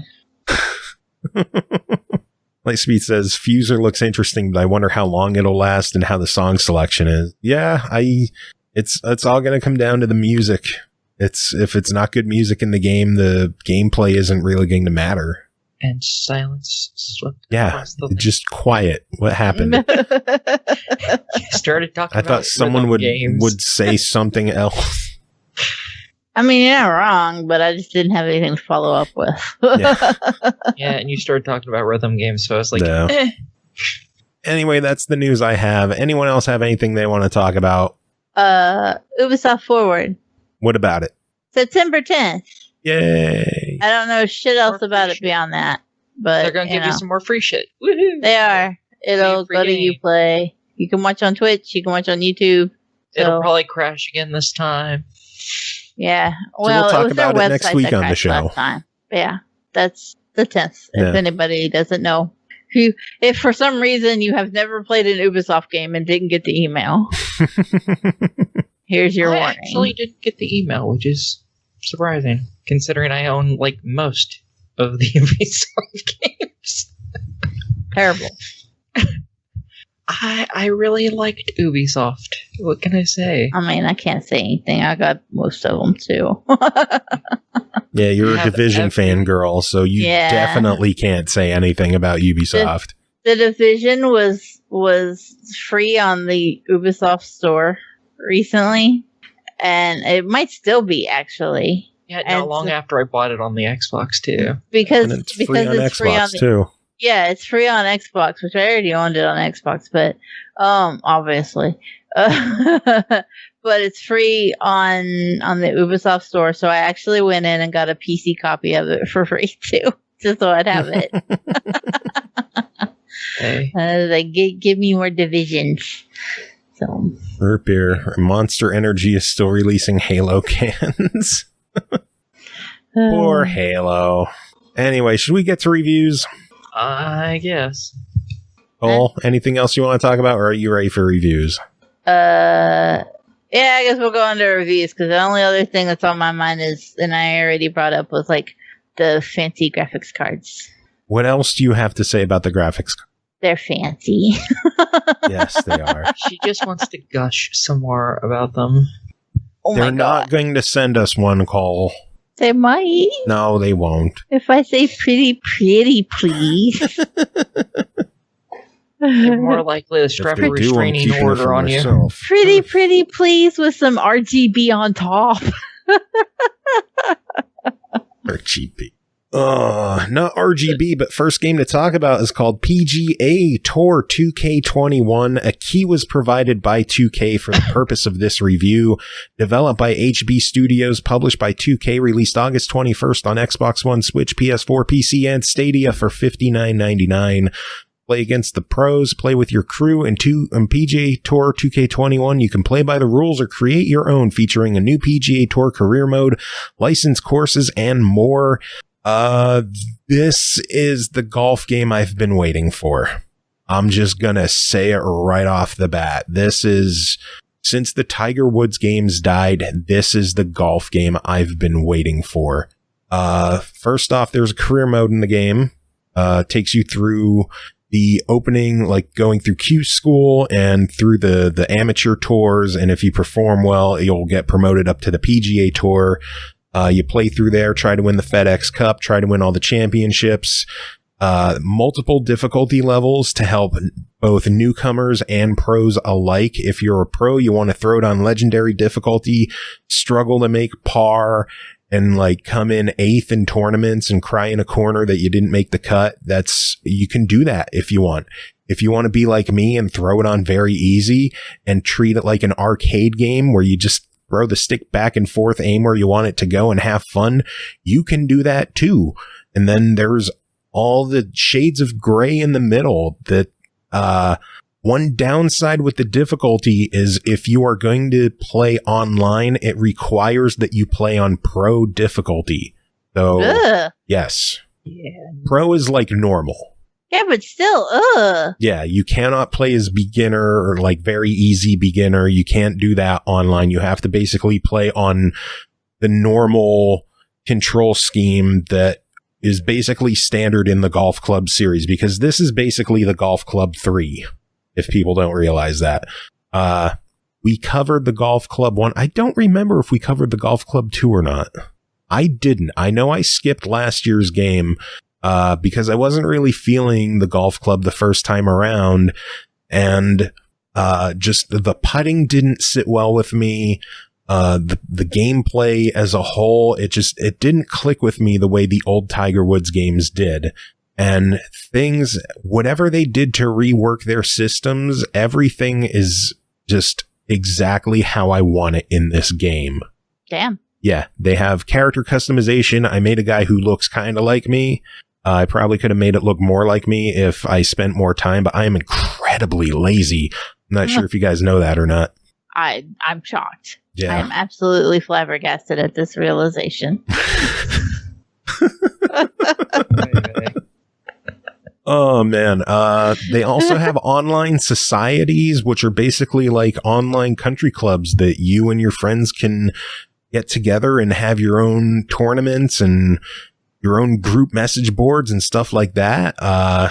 I am in one with Awesome Prime, and the cool thing is I can play on very easy if I want, and Prime can play on whatever difficulty he wants, and I can cruise to an easy victory because he doesn't play on beginner. So I'll get like 16 under on a course. Wow. I just play on...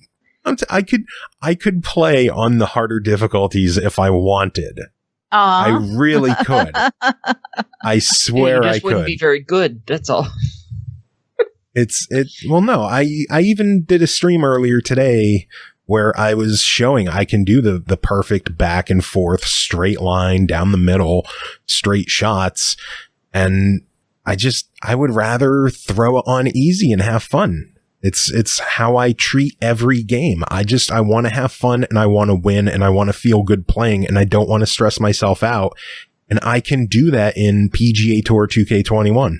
It lets me just relax and enjoy golf and have a fun time getting good scores, kicking the computer's ass, winning trophies, getting me some sweet, sweet achievements. You still need some skill to get all the achievements in the game. There is one for getting par on a course on legendary difficulty. So you need skills to complete this game. But even still, it doesn't matter what difficulty you're on. You can get the career achievements there. That's fine. $60. I will say it is a bummer that the price of the game has been going up every year. I hope it doesn't go up again with the whole next gen stuff going on. But at $60, I think there's enough content in the game. They finally have licensed courses. There's, I believe, 14 PGA licensed courses. There's some HB Studios developed courses that are in there as well. Not to mention the online creators that make absolutely bonkers courses in this game. I've seen some absolutely incredible courses in this game that the users just create and upload. People have actually made perfect recreations of the Augusta National course, and they've gotten like takedown notices because it was that good that it got Augusta's attention, because they didn't make a deal with Augusta in the Masters, so, which is a bummer. I wish Augusta would stop being pricks. But anyway, yeah, $60 for all the courses that are there, the career mode, the online societies, just everything that's in this game, I think is worth the $60, and I give this game a buy it. Awesome. Nice. Yeah. Next game to talk about is called Ari and the Secret of Seasons, developed by Exene and Fishing Cactus, published by Modus Games. It released September 1st on Xbox One, Switch, PS4, and PC for $39.99. Ari and the Secret of Seasons is an award-winning adventure game following a young girl as she journeys across the great world of Valdi. By becoming the guardian of winter, Ari gains the ability to manipulate the seasons around her. Ari will learn to control the seasons and use them to defeat enemies, overcome obstacles, and solve complex puzzles on her adventures across Valdi. Aki, tell us about this one. The puzzles aren't that complex. I mean, maybe for a kid, sure. For an adult, not so much. And I'm not against that. It's a very cute game. Ari is just a kid. Her brother has gone missing, and because of that, her father's become despondent. And he is the guardian of the winter shard, basically. And each season has its own shard and its own guardian. All the guardians have decided, hey, we're going to get together. So everyone needs to come in, except for, again, her father's despondent. So she decides, I'm going to do it. Even though I am not an apprentice, even though I have no right to be doing this, I'm going to do it because I'm awesome. And she is. And she does. Most of the game is you fighting hyenas that are walking on 2 legs and carrying clubs because they're dicks. It doesn't really explain why there are mostly humans and then animal-human hybrid creatures. It doesn't explain that. They just exist. They're monsters. Not even all of them are monsters even. There are minotaurs, basically, that are good guys and bad guys. There's hyenas that are bad guys, red pandas that are bad guys, which makes me sad because I love red pandas. There are sheep guards that are good guys. It's so weird. But a majority of the people are humans. They don't explain any of that, and I'm like, okay. It's a world whatever. of magic and wonder, Aki. It's a world of magic and wonder. I guess so. And you're talking about a game that you use a crystal to change seasons. Of course, it's magical. Hey, at least that has backstory and lore to it. I can get behind that, okay? There's no backstory or lore to the animals. I gotta know. There's history things around the game. Is there nothing in the codex about nothing about the animal people at all? I don't know. Nothing. Anyway, ignoring the animal people, what else is in this game? That's pretty much it. You go around fighting that. You eventually get a hold of all the different shards, crystals, whatever you want to call them, which allow you to use all the different seasons, which are just used as expanded orbs around you that change the environment wherever you basically set it down.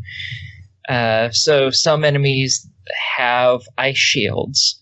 So you change it to one of the other seasons that isn't fucking winter, and they don't have a shield anymore because it's no longer freezing. Some have like these big thorns that cover their entire body, turn it from anything from other than either spring or summer, I don't remember which, and they're gone because the plants are dead. So that's how lots of the combat goes, and that's also used for the puzzles in the game. Lots of them you have to drag this giant stone circle around that you can send your power into, and it just sticks to that instead of wherever you shot it.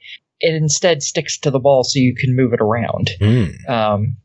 Lots of the time, you end up either hitting it with ice to create ice bridges, or hitting it with spring to create lots of vines that are all over the fucking place that you can pull it over.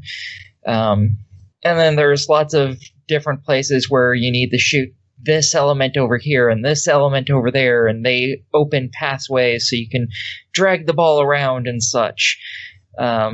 It's pretty simple. It's pretty fun though. Simple but fun. Because it does sometimes take a little bit of time to figure out exactly what it needs you to do, but you get there. The story is, after you get to the Dome of Seasons, it's called, which is where all the Guardians get together, their orbs have been stolen, so you have to go find them, as well as your missing brother, which is the entire reason you actually left. And I'll leave it up to you to figure out whether you find the brother or not. I'm not going to ruin that. The game can be completed in under 5 hours. That's not bad. On your first, not on your first try. Definitely not on your first fucking try. I've spent like 11 hours in it so far, and I haven't actually finished it. I'm right at the end, but I'm trying to find some collectibles that I haven't been able to find. So you could speed run it, but most people are probably going to get like 10-15 out of it. Yeah. But you will want to speed run it if you're an achievement whore like me, because that's how I know it is. You can beat it in under 5 hours because there's an achievement for it.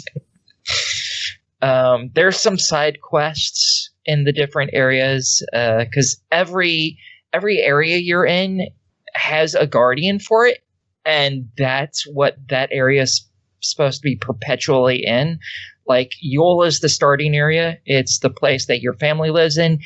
Guardian of Winter, guess what season it is all year round in that place? Dun, dun, dun, winter. There's been some weird crystals that have hit around all over the place and have fucked up everyone's seasons. Basically, it just flips them to the opposite season. So summer is winter, winter, summer, spring, fall, fall, spring. Just in case anyone doesn't know how seasons work.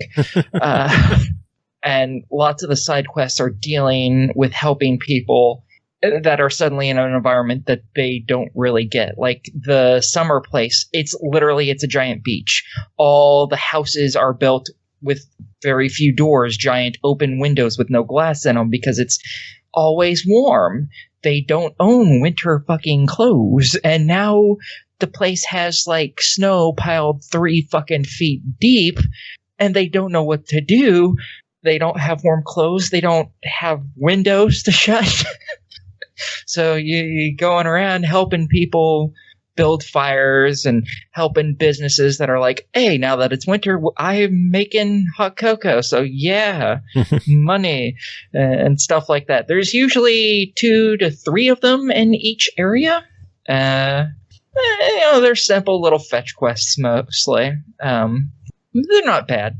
They typically give you a little bit of renown, which I don't know the purpose of because that hasn't seemed to done anything in the game. And sometimes they give you a little bit of money, which is useful because you don't get enough money to buy everything in the game, which drives me out of my fucking mind, but it is what it is. The things you can buy are you can buy different weapons, which I don't know if they actually change how many hits enemies take, but they can change the distance and how quick you hit. You can buy costumes, you can buy masks and headwear, and even wigs, which are stupidly expensive. And yeah, it's a pretty good game. I rather enjoyed myself. Any negatives about it? Anything you didn't enjoy? Yeah, there are a few negatives. It is kind of glitchy still. The devs are working on most of the issues that I found. One of the boss fights, I got stuck in a perpetual loop where it has a ton of autosaves throughout boss fights. That way you can finish them without having to restart the entire thing. And right up near the end of one of the boss fights, I got to a point and then it would restart the checkpoint, and it just kept doing that over and over and over. And they finally figured out what was happening to do that, thankfully. So that's going to be in the next patch. There are some chests that appear on the map that aren't there. There's some that aren't there that should appear. Some of the collectibles are kind of glitchy as shit, which is why I'm looking for 2 of them. I'm pretty sure I actually have both of them. It's just not counting them. Or that it's straight up removed it from my inventory. Sometimes the costumes and stuff, they disappear off your character, so you have to re-equip them, which isn't a big thing. It's just fucking annoying. Most of the stuff is just really minor stuff like that. Like the boss fight, after I restarted it, it played through fine. So it was just more of an annoyance that I had to refight the boss fight. My other concern that I want to bring up with the game is you mentioned there's an achievement for beating it in 5 hours, so it's not an overly long game. It is a $40 game, so it's not a cheap game. Not at all. So I think it's worth getting, but I would suggest waiting for a sale just because even if you're spending like 10, 12 hours, like I'm right at the end of the game. I could have beaten it at like 8 or 9. I've just been looking for collectibles for an hour or 2, maybe 3 even. So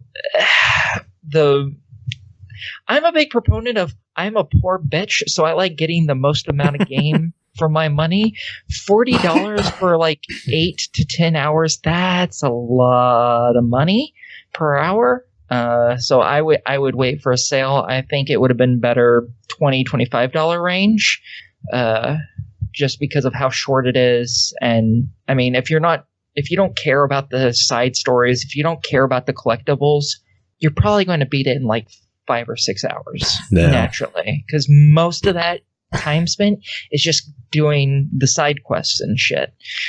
Like, you can breeze through the fucking game real quick. And it's not particularly hard to play either. So it's not like it's going to give you a lot of challenge. There's no difficulty options in it either. So a visual verdict sounds like a try it. Yeah, I think it's totally worth having just after it's been on sale, because it's a little too expensive. I believe it has a physical release as well, so there's always a chance that there could be a sale, or if they print a whole bunch of copies, there could be a clearance. You never know. Or some company could go out of business and they'll have to clear everything out. You never know. Rip Kmart. I'm just glad I finally got to review it. I've been waiting for this fucking game for like 2 years now.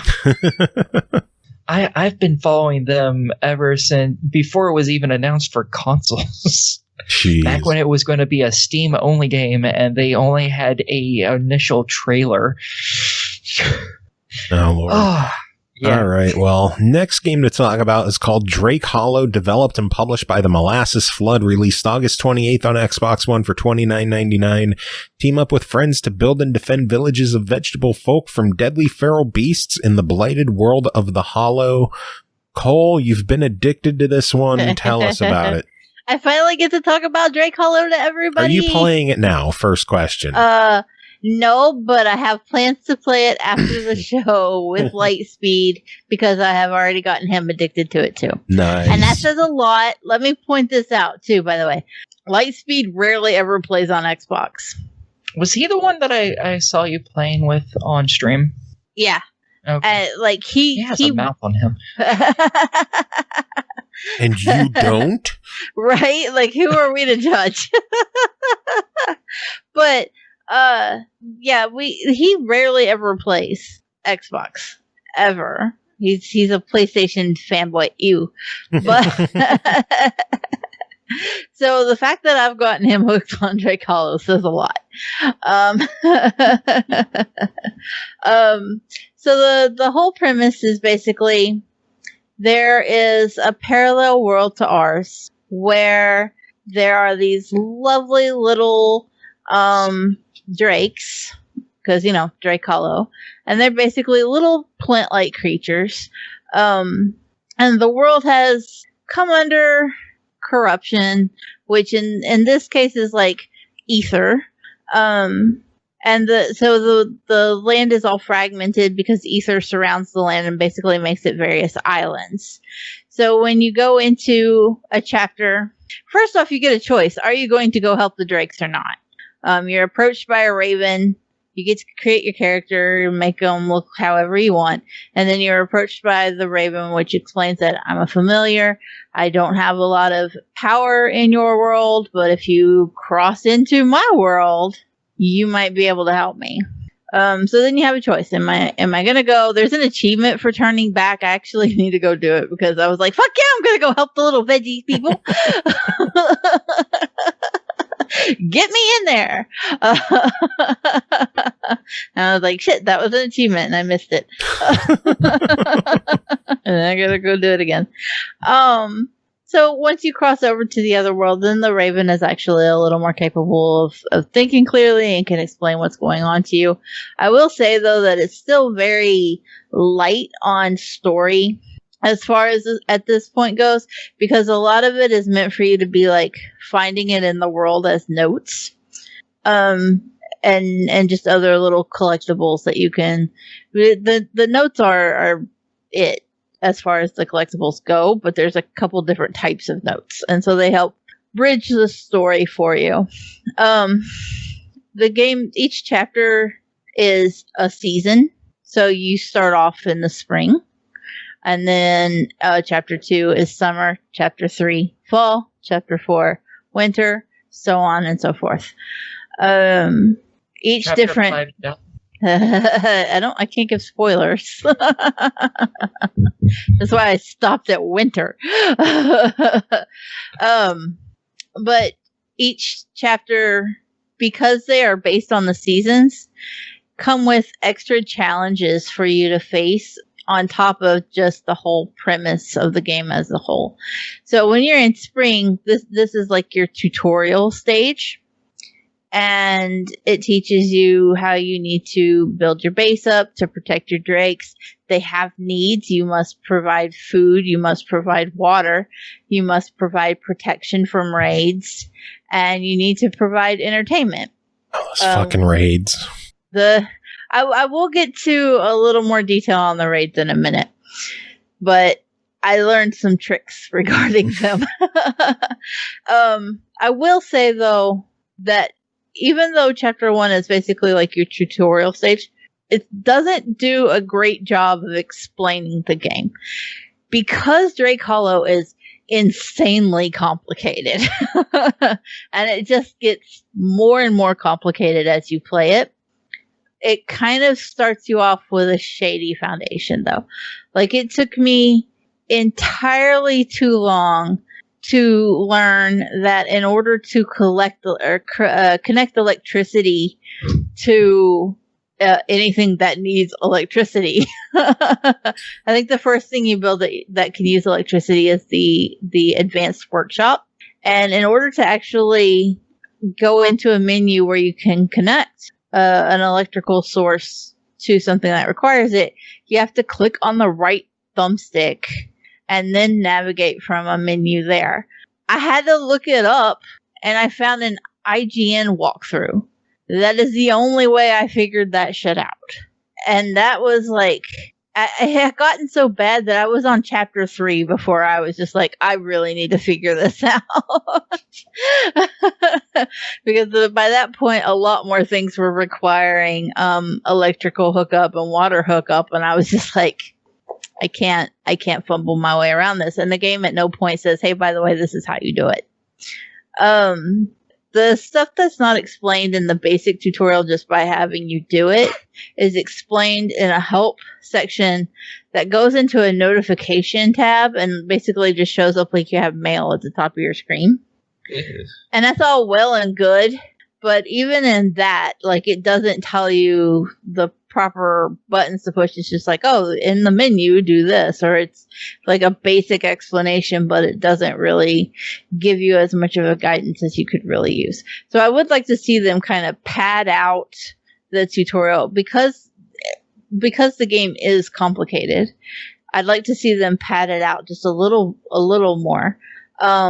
Heaven Smile is asking, is Drake Hollow early access or full release? It is fully released. It was delayed a month. This was like a surprise drop, and nobody was expecting it because it was supposed to have been out July 15th. And then they were delaying it, and they were like, well, it's delayed indefinitely. And then they were like, never mind, here it is.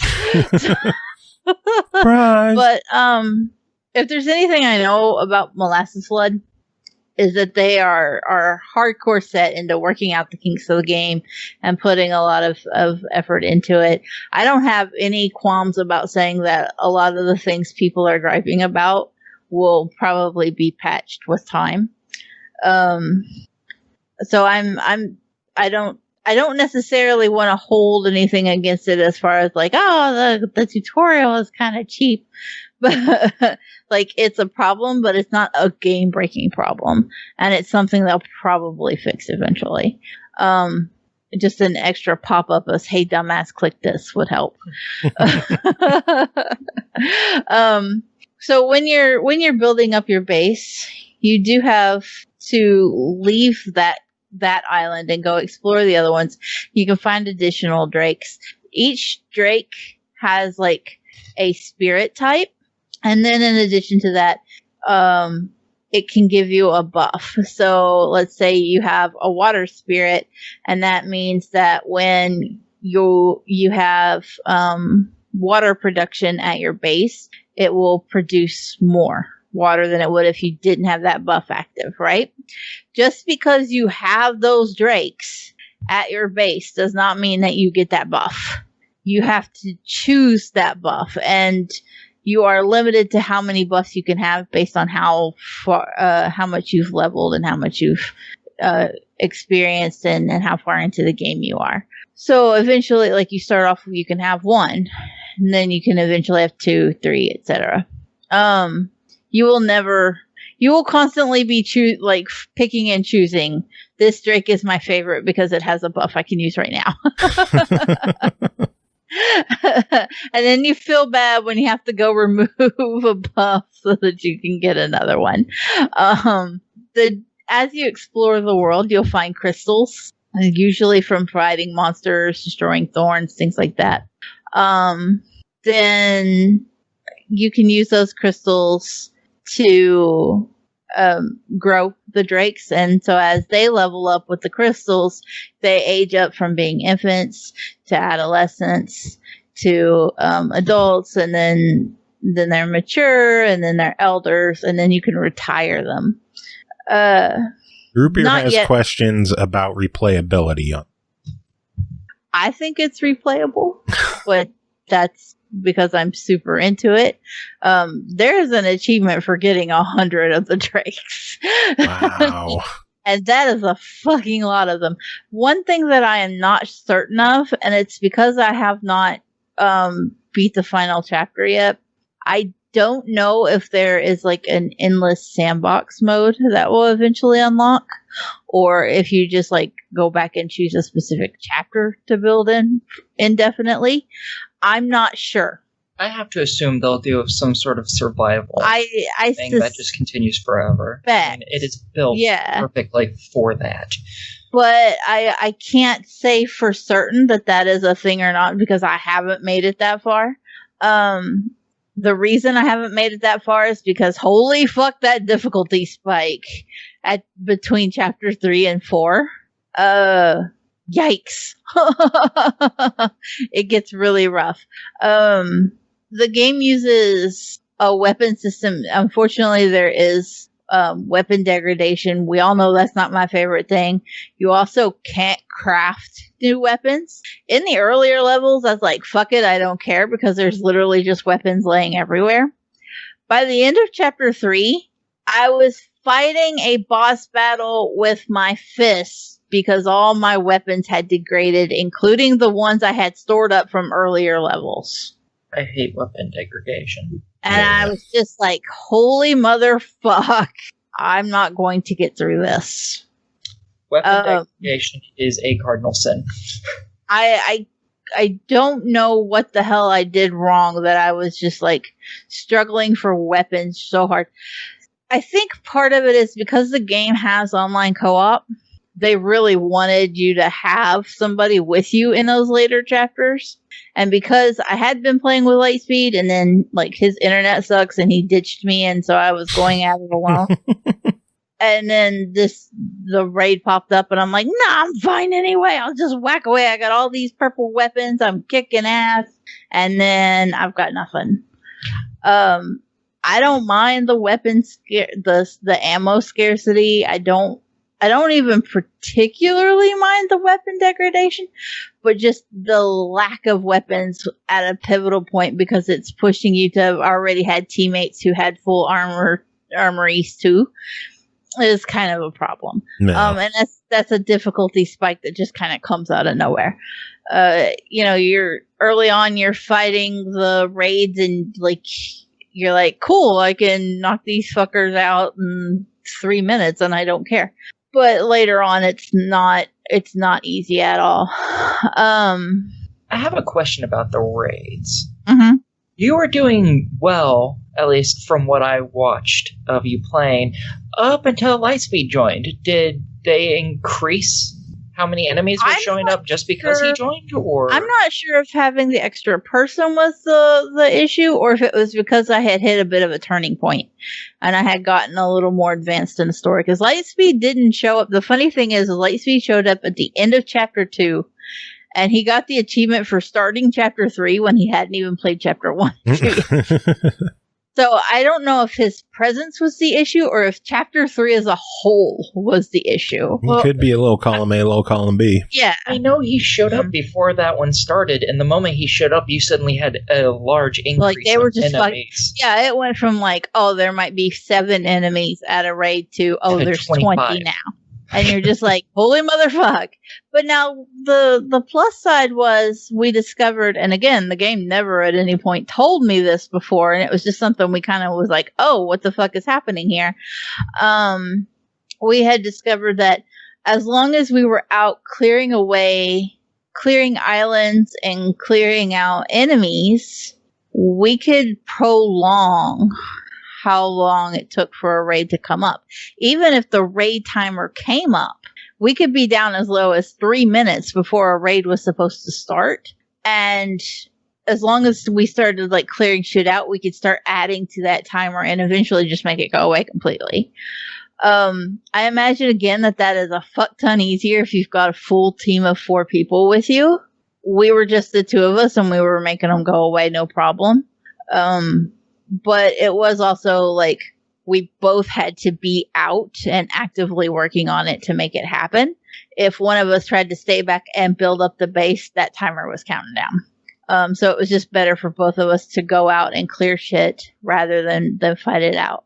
So in a way, at times, it kind of felt like it punished you for building up the base if you stayed there too long and weren't out clearing out the other islands. It seems like it punished it. You're damned if you do, damned if you don't, kinda, because you get punished for staying there. But if you're not there, so much stuff gets destroyed. You have to build so much, and it takes so long to get all of it. Yeah, because they will destroy your shit, and you can repair it. But again, that's on that wheel that they don't fucking tell you about.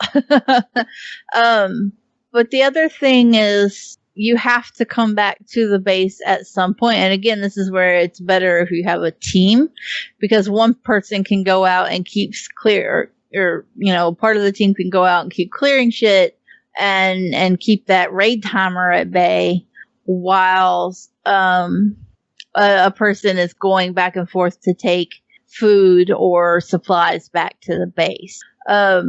And one person can sit there and do nothing and not die. And that was the thing. Whatever I did, it was popping on for light speed too, which was funny because he was getting like some of the crazy high achievements and not the earlier ones because he hadn't played the early chapter. The other thing, I just lost my train of thought there because I dipped off on the achievement thing. Well, shit. Well, it is $30, so I'm gonna just jump to the verdict here. What do you think of it? I fucking love it. I'm having a blast with it. I cannot wait to play more of it tonight. I can't wait to play more of it this weekend and next week and forever. I do. Or Ooblets. Well, Ooblets gets an update later this month, so I'm figuring by the time the Ooblets update comes out, I'll have finished what's available with Drake Hollow, and then I could just swap again. I'll just keep them in rotation. Whichever one's got an update has my attention. I think there's a lot of people who aren't going to want to put the time into learning such a complicated game. And I think the fact that you really do need that co-op partner, at least one, is a bit difficult as well. Given that it's in Game Pass, it's a little more forgiving, and it is coming out to Game Pass for PC in a couple of weeks as well. So it's a little more forgiving. At least it's easier to like convince somebody to play with you. Yeah. But if you enjoy these kind of games, it's a no-brainer buy it, right? It's a little more difficult to convince somebody to jump into it. But I think if you do, especially if you've got somebody to jump into it with, you're going to have a good time. Awesome. Sounds good. Yeah. All right. Next game is called Windbound, developed by 5 Live Studios, published by Deep Silver, released August 28th on Xbox One, Switch, PS4, PC, and Stadia for $29.99. You are a warrior caught at sea and tossed onto the shores of a mysterious paradise with no boat, food, or tools, just the will to survive, craft tools and weapons to hunt and defend yourself against nature. Explore and secrets of the past are revealed. Unravel the mystery and find your way home. Cole, tell us about Windbound. I'm gonna just preface this by saying, think of everything I just said about how much I love Drake Hollow, right? Okay. Windbound should be a no-brainer for me. Yeah? Mm-hmm. I wish that were true. Oh, no. Yes. I bet our problems are the same. Some I like this too. how I could not garner the same love. I'm gonna go ahead and lay this out online. This game is fucking gorgeous. Okay, It's beautiful. It's so pretty, and then it has an incredible soundtrack. Plot, little thin. That's okay. I'm not opposed to a thin plot. But then, did you understand the plot? Because I didn't. No. Okay. Then I didn't get far enough to understand the plot because everything else just threw me out the door, and I'm just like, I wanted to love it. Okay, the entire plot is you complete each area of islands, and you get a canvas scene. And then you move to the next set of islands to get another canvas scene. That's it. That's the entire plot. I didn't. The canvas scenes, like, it's just literally your character looking at a fucking canvas. Yeah. Like old hieroglyphics and shit. And it's like, it tells you some stuff, but it doesn't really say anything because it's just a fucking picture. And I'm not even opposed to a plot being told like that because, I mean, look at games like Rhyme. What was the other one? Shit. I don't know. There was another one I played. It looked very similar, but without the survival aspects. Fuck. I don't know. I played too much. Maybe? No. I play too much of the shit. I'll never think of it. I can see it in my head, but I will never fucking think of the title. Anyway, moving on. I'm not. Yeah. Drugs have kicked in. Yeah. In Windbound, I'm not opposed to that kind of like cryptic plot. It doesn't necessarily bother me. But it does kind of make it a little more difficult to latch onto the story or to feel any kind of like connection with the character. And I think that's made a little worse with Winbound because when you start, you're given two options. You're given survivalist or storyteller. And you want to pick storyteller because I died in that a lot. And they immediately kind of shame you. If you are hovered over storytellers like, this is the way Windbound is meant to be played. And it's like, yeah, I get it. You want it to be hardcore. If you play storyteller, the game is more of a roguelike. So every time Kara dies, she gets sent back to the beginning island and you got to start all over from scratch. I love roguelikes. I'm cool with that. But everything. You keep everything that you had if you play the lower one and you die. If you play the higher difficulty, you only keep what was on your actual person. Yeah. Which is very little. I mean, I'm okay with that, but there's a story option, so I have some expectations. I feel like storyteller difficulty should be a little more manageable. It should be something that lets pretty much everybody into the game. And yet with Winbound, you're still constantly being hounded. Oh, she's hungry. Oh, you're out of stamina. Oh, everything that touches you just like knocks you half dead immediately. And there's no improving that either, which really drives me nuts. There's nothing you can do about it. It feels like they were like, okay, we want this game to be ungodly difficult. But people are going to bitch about it, so here's the story mode where we'll take out the roguelike element, but everything else is still insanely difficult. You know, like, it doesn't make it any better. It's still insanely difficult, and there needs to be a balance shift where it's actually a little more manageable. There was some weird things about collecting stuff as well that I had an issue with. Sometimes, like, lots of items, you leave the island alone for a day or two, stuff will regrow. You can go collect more. Some items do that, some items don't. And that changes in each level, each island, and I don't get what necessarily causes things to grow or not grow. Yeah. And it drives me nuts. Also, the ship part is weird. You build a boat. You can build a boat in this, which is great. It's awesome. It starts off as a canoe. You move it with your oar, which is fantastic. Love that. Then you can turn it into a sailboat. Fantastic. It moves slower. Faster. Wow. I was just going to let you go.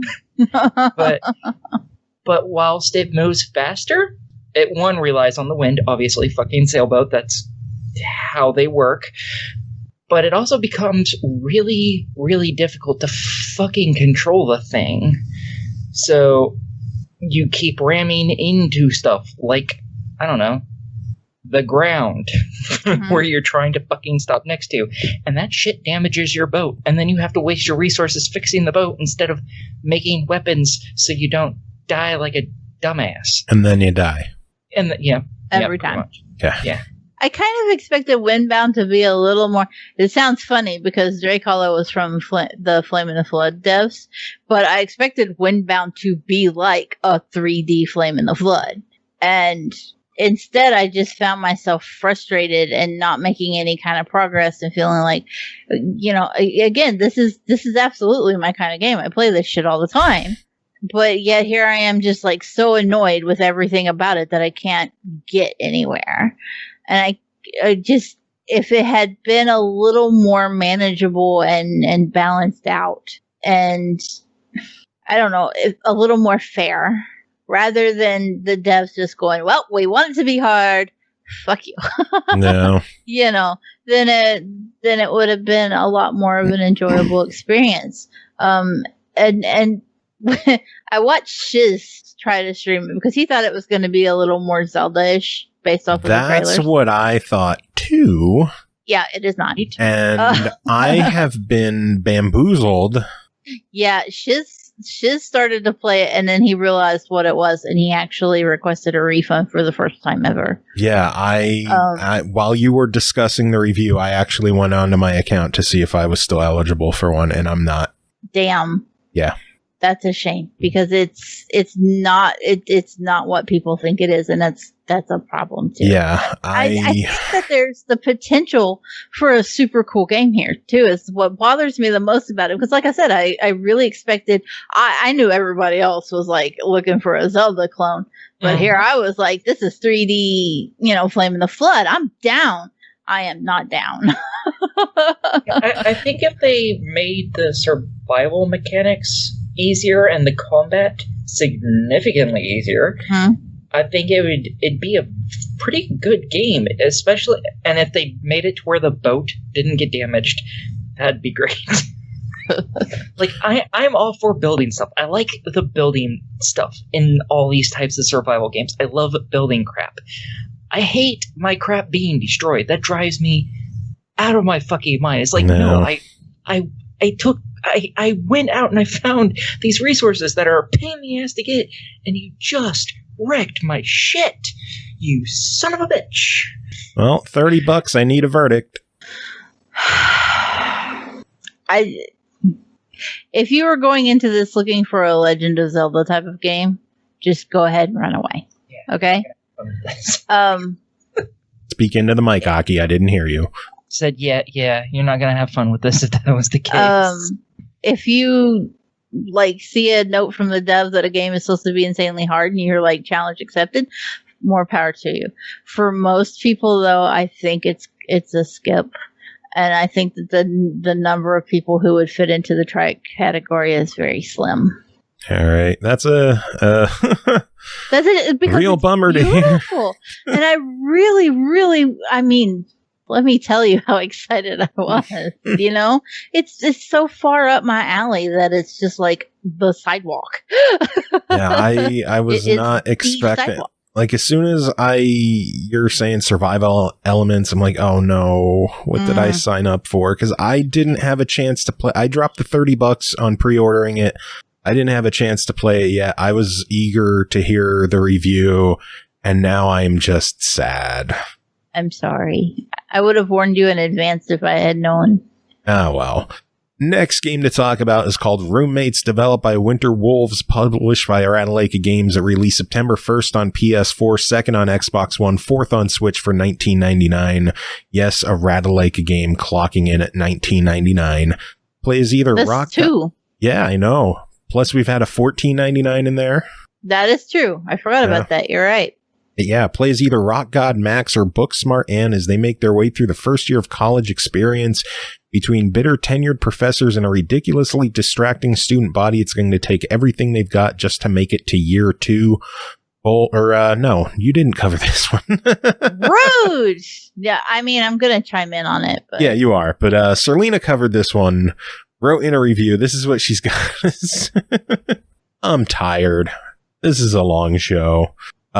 Greetings, SML friends and fam. It's Serlina, and this week I'm reviewing Roommates for the PS4. Developed by Winter Wolves and published by WrassleCast Games, Roommates is a visual novel romance sim where you get to play as either Max or Anne, both first-year students who must adapt to college life in their new surroundings. Let's get to the review. When you first fire up the game, you must choose who you will be playing as, either Max or Anne. Upon first glance at them and the rest of the roommates, I knew that their characters would be incredibly formulaic, and I was not disappointed.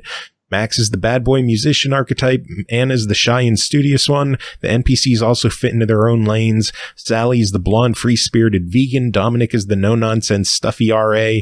Rakesh is the South Asian kooky artist. And then Isabella is the whore. Yeah, pretty much. I swear I was trying to see if I could unlock a cat girl and an alien. You may think this is harsh, but I've been playing these types of games for over 20 years. There's comfort in familiarity, but I still want something fresh and new, especially in the types of characters and their personalities. That wish is not fulfilled here, but at least everyone is nice, and that's important to me in a romance sim game. The story here is pretty basic depending on who you play. Max is looking to save money so he can throw himself into being a musician full-time, and Anna wants to crawl out of her shy shell. Each of the roommates are fairly interesting, and I did like getting to know them, except Dominic, who's a total stick in the mud. I also like how you actually have to build your romances with the roomies, which means taking the time to get to know them through events, which I'll explain how that works in a bit. Once you build up enough romance points, and if you do this by spring break time, you get the special story and picture with your waifu. Continue and you get to complete the romance, which is sweet. I must say the endings are cute. Now on to the part of the game that I really liked, the skills. This isn't a romance sim without skills, and you have a ton of them. At least 8 work skills that you increase through working mainly. You also have to manage your money, your grades, and your energy. If your energy bottoms out, whatever you have planned for that day doesn't get done as you lounge around all day. You have 3 opportunities to do stuff, mornings, afternoons, and evenings, but Monday through Friday in the mornings you have class. From there you can work, you can chill, you can study, or you can have fun. All of these will have different effects and can increase the skills that the activities are associated with. Once you hit a certain level with skills, which is about 150 give or take, you can get better jobs and opportunities that give you more money. I would recommend concentrating on a couple of skills though. Being a generalist here doesn't serve you in the long run. However, at any given time, the game can throw a monkey wrench in your plans with events. Now, events are random and you can choose to skip the event and go to whatever activity you had planned. I don't recommend this as you have to use energy to skip the event and you potentially miss out on some romance points with a waifu or roommate. If you do the event, you skip what you had planned for that block of time, though. I just played through them as I got them, and you guys know how much I love lore. Roommates is available right now for $19.99, and should you buy it, I would give this a solid try it. It's quite cute, everyone looks great, and you don't really hate any of the characters. It's just a bit predictable and comfy nonetheless. Paul, what did you think? So, I agree with most of what she said. I do want to point out that, art style wise, this is not one of my favorites of the visual novels that we've had our hands on. Everybody's got the dreaded anime chin and the spiky anime hair, and they all look like anime characters. And there are plenty of people who are like, what's the problem? And I'm like, I'm an artist and I can't help it. I hate that shit. Don't like good stuff. I don't like the spiky anime hair and the goddamn pointy anime chins. They're the bane of my existence. I swear I'm going to become an art teacher just to yell at people for making anime chins when they're high schoolers. Expression, man. I will say that I feel like the WrassleCast visual novels with the higher price tags at least throw in some extra gameplay to justify those price tags. They're not just hit RB, skip the text, get achievements visual novels.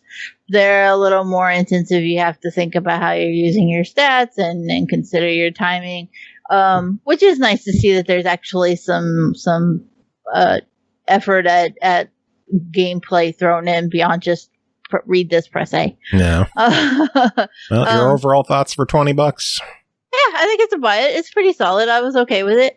No complaints. I think it justifies the price. Cool. Yeah. All right, next game is called Mask of Mists, developed by Nine Eyes Game Studio, published by Sometimes You, released September 2nd on Xbox One, Switch, and PS4 for $14.99. Mask of Mists is an action-adventure game in a first-person view in which you are immersed in exploring the world full of magic and secrets. Cole, tell us about this one. So, Mask of Mists is pretty, but not over-the-top pretty, right? It's a first person game. It's an adventure puzzler. Not mad about either of those situations. I was a little shocked because I guess I expected a little more like Myst-like gameplay. You know? Not for any particular reason, but like I was kind of surprised to be thrown in and there's like, no, there's like whole combats and stuff. And I'm like, where did all this come from? You're a wizard and I have to chop things with a sword and solve puzzles. And I just thought I was going to be strolling around and solving puzzles in a pretty place. And I was a little surprised by how much actual action adventure of an element had been thrown in there. I wasn't ready for it. It does say in the description, it's an action adventure game. It does, but look. A lot of things get tabbed action adventure that are more just walking sims, okay? So I was a little more like, I'm gonna walk around, look at some pretties, maybe have to solve a puzzle with some magic, easy peasy. There was a little more involved here. I will say the combat was not my favorite, and it kind of felt forced. It's not the smoothest experience. I've definitely played better, but I've also played a whole lot worse. So I mean, I'm not mad at it, even if I think that it could be a little more polished. This is one I really wanted to chime in on. I saw the screenshots of it. I thought it looked really cool. My motion sickness does not like this game at all. It's rough. I didn't have any like overwhelming motion sickness. I will get it from time to time. I had a few moments where I was uncomfortable, not as bad as some other games. Again, a lot of my experience with Mask of Mist has just been, it's not as bad as it could be, but it's also not as good as it could be. It's a firm middle ground, you know? Other than, oh, well, it's pretty. But even with that, I was like, okay, it's pretty, but everything in the world feels like it's condensed and like squished and elongated. And I couldn't put my finger on why it looked that way. Yeah. I've seen that in other games too, though. I believe it was One More Dungeon. I binged about the exact same perspective issue, where everything just feels like it's crushing in on you. That may have something to do with like the camera placement on the character. I think that tends to happen if the camera is lower down, like in the chest or like above the tummy of the character, as opposed to being up eye level. Maybe. Then it has that warped perspective feel. Some of the really old Call of Duties did that, if I'm not mistaken. Old ones. No. But, I do wish there was a little more direction in the game as well. For the little time I spent playing it, I felt like I was just wandering around. Like I would solve a puzzle and then get to a dead end, and then I would just go down a different route, and then I would collect something and then hit a dead end and turn around and go here, and then it's another dead end. I couldn't figure out what the fuck I was doing in my short time with the game. Yeah, I had a lot of the same problems. And again, it wasn't something that I couldn't eventually figure out if I didn't stare at shit long enough. But it doesn't guide you enough to help you make sense of it either. No. So you have to just sit there and go, what's the most obtuse thing I can do with this item? And then you're like, well, guess that's it. Like I think there was a part where there was an area and I kept walking back and forth before I realized that kind of behind some wood was a stairwell. And I was just like, I guess I hit it. But in my head, I walked past it like 7 or 8 times before I was like, "Oh, this is shit to hit." But that's kind of the quirk that I suffer from with games, because I don't always immediately look at things and go, oh, we'll just try knocking it over. Like, I was so far in the game before I realized I could just smash a box. And it was because I did it on accident. And then I sat and looked at it and I was like, how many of those fucking boxes did I go past? Before I just realized I could do it. Yeah. So it just, I don't necessarily want to say hold my hand, because I don't think it was a hand-holding type of issue. It was just more of a give me some basic instructions type of issue, because even basic instructions would have helped. Yeah. Well, overall, $15. What do you think of this one? I'm going to plan it in and try it. There's definitely people that are going to spend a shit ton of time in this kind of game and love it. And then there's people like me who are just going to bowl through it and be like, well, I played that. Yeah. And that's okay. I mean, not everything's for everybody. No, I just, once again, I got to throw out the warning. If you suffer from motion sickness, be careful with this game. It triggered mine very easily, though. Yeah. All right, next game is called A Fold Apart, developed and published by Lightning Rod Games, released May 19th on Xbox One and PS4 for $19.99. In a world of folding paper, not floating paper, in a world of folding paper, there are two sides to every story. Cole, what does that mean? Holy shit, this game is adorable. I know. So, before I get into anything else about the game, I want to start by saying that this is a love story about a couple where one has chosen a job that takes them to the city away from the country home where they originally were together. So you're dealing with a long distance relationship where a couple is handling everything via text, and then, pondering about the conversation that they had after it ends.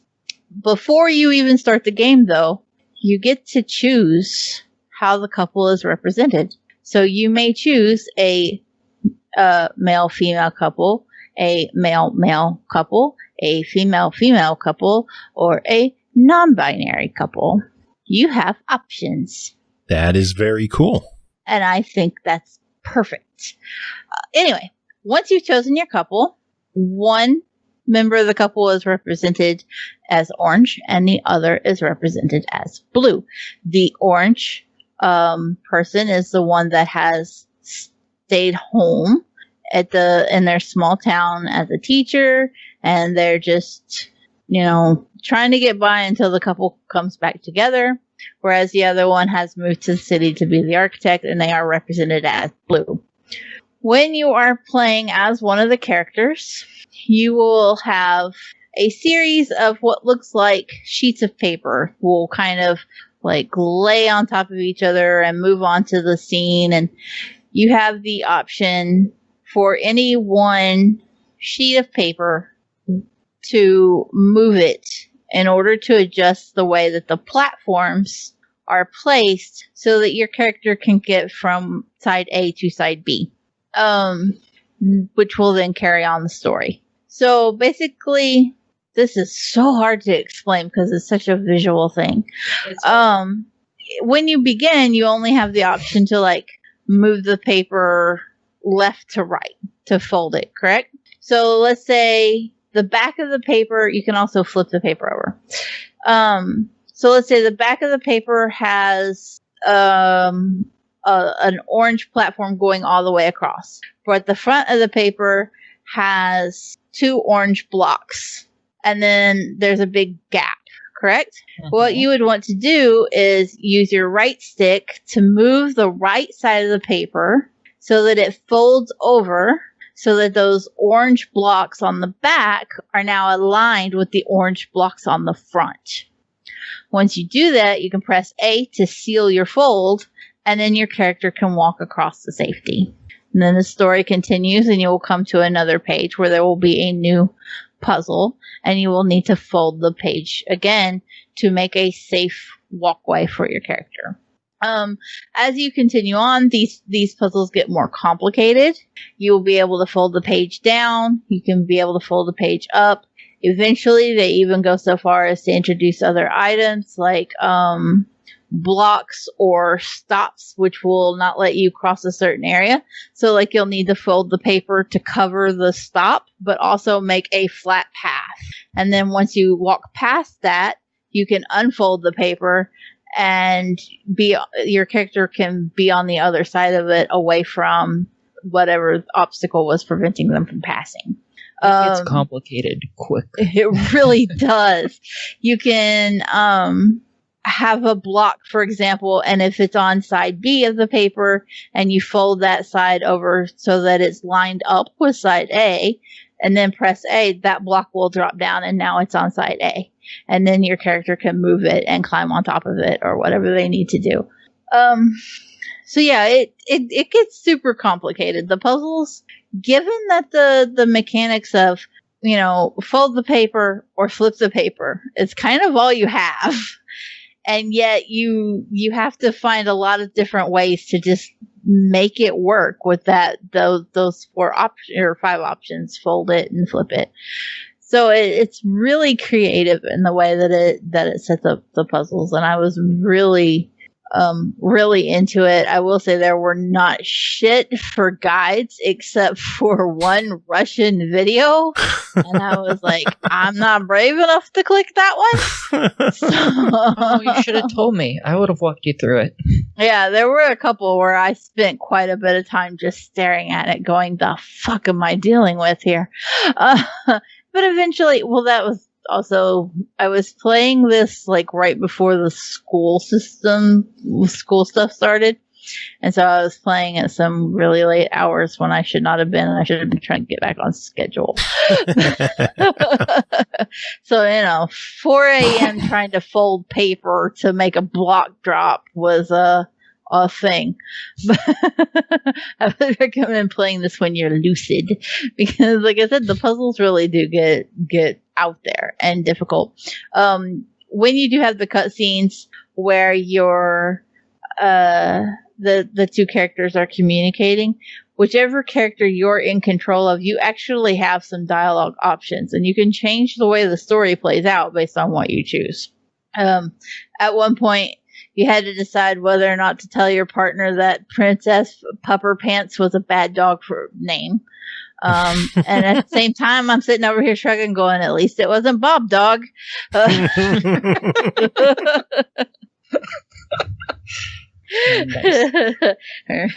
up in the world, I guess. But if only this wasn't already a WrassleCast, I would totally call the episode Bob Dog.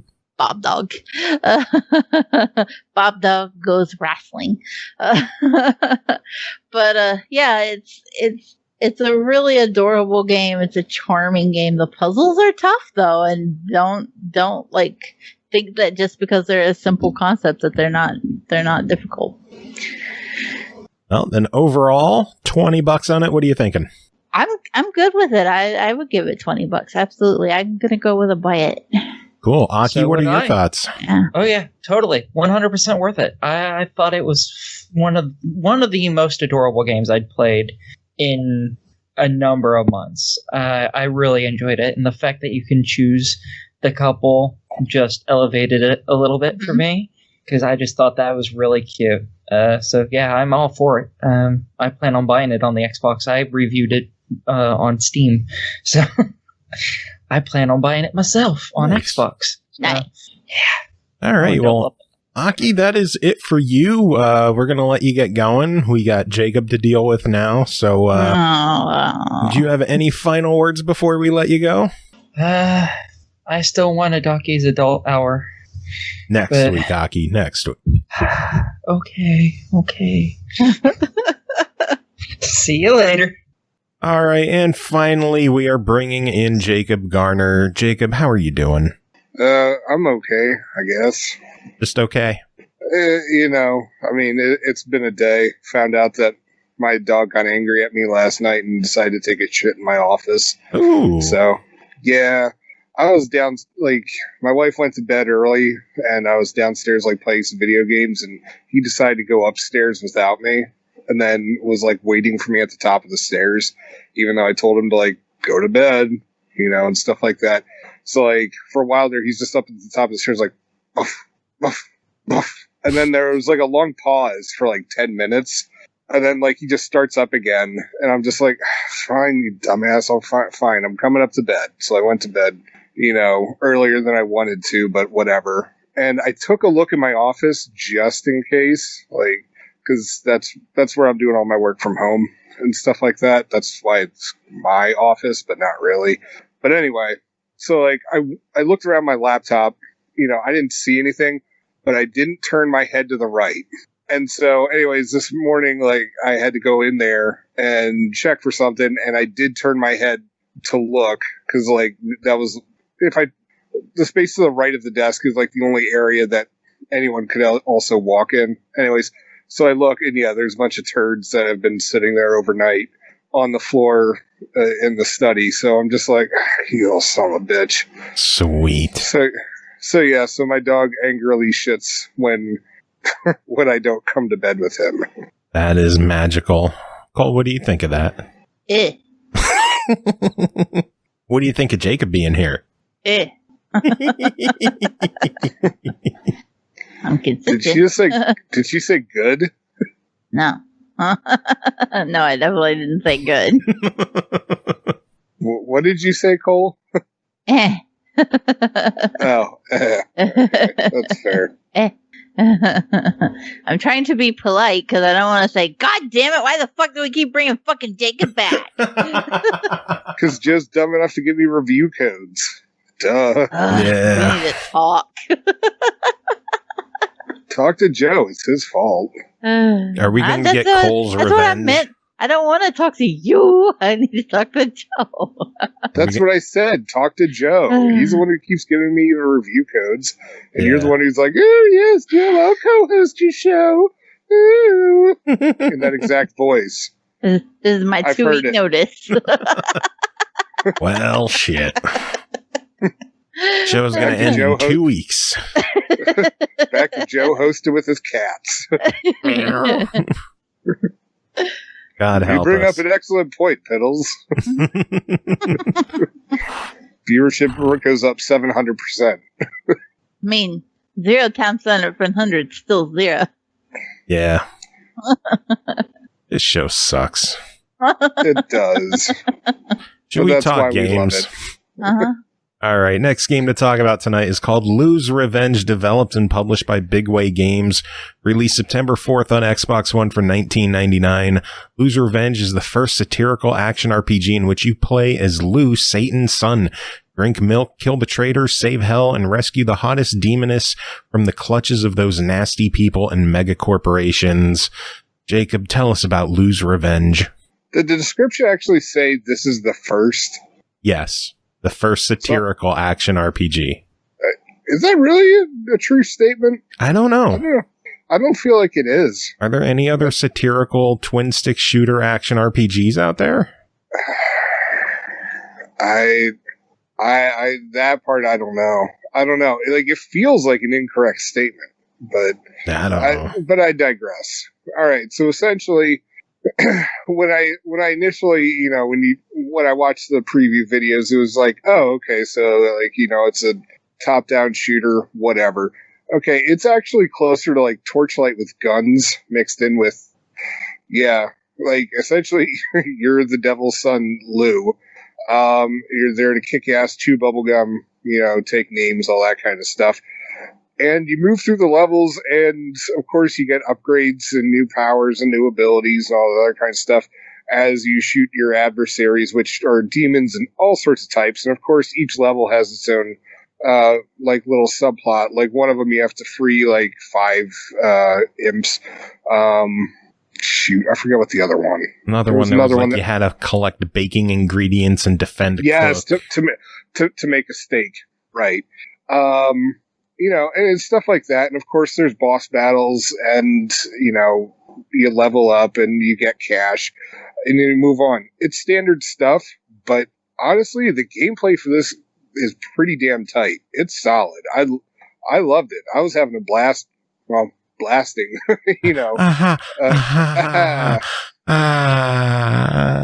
fucking asshole.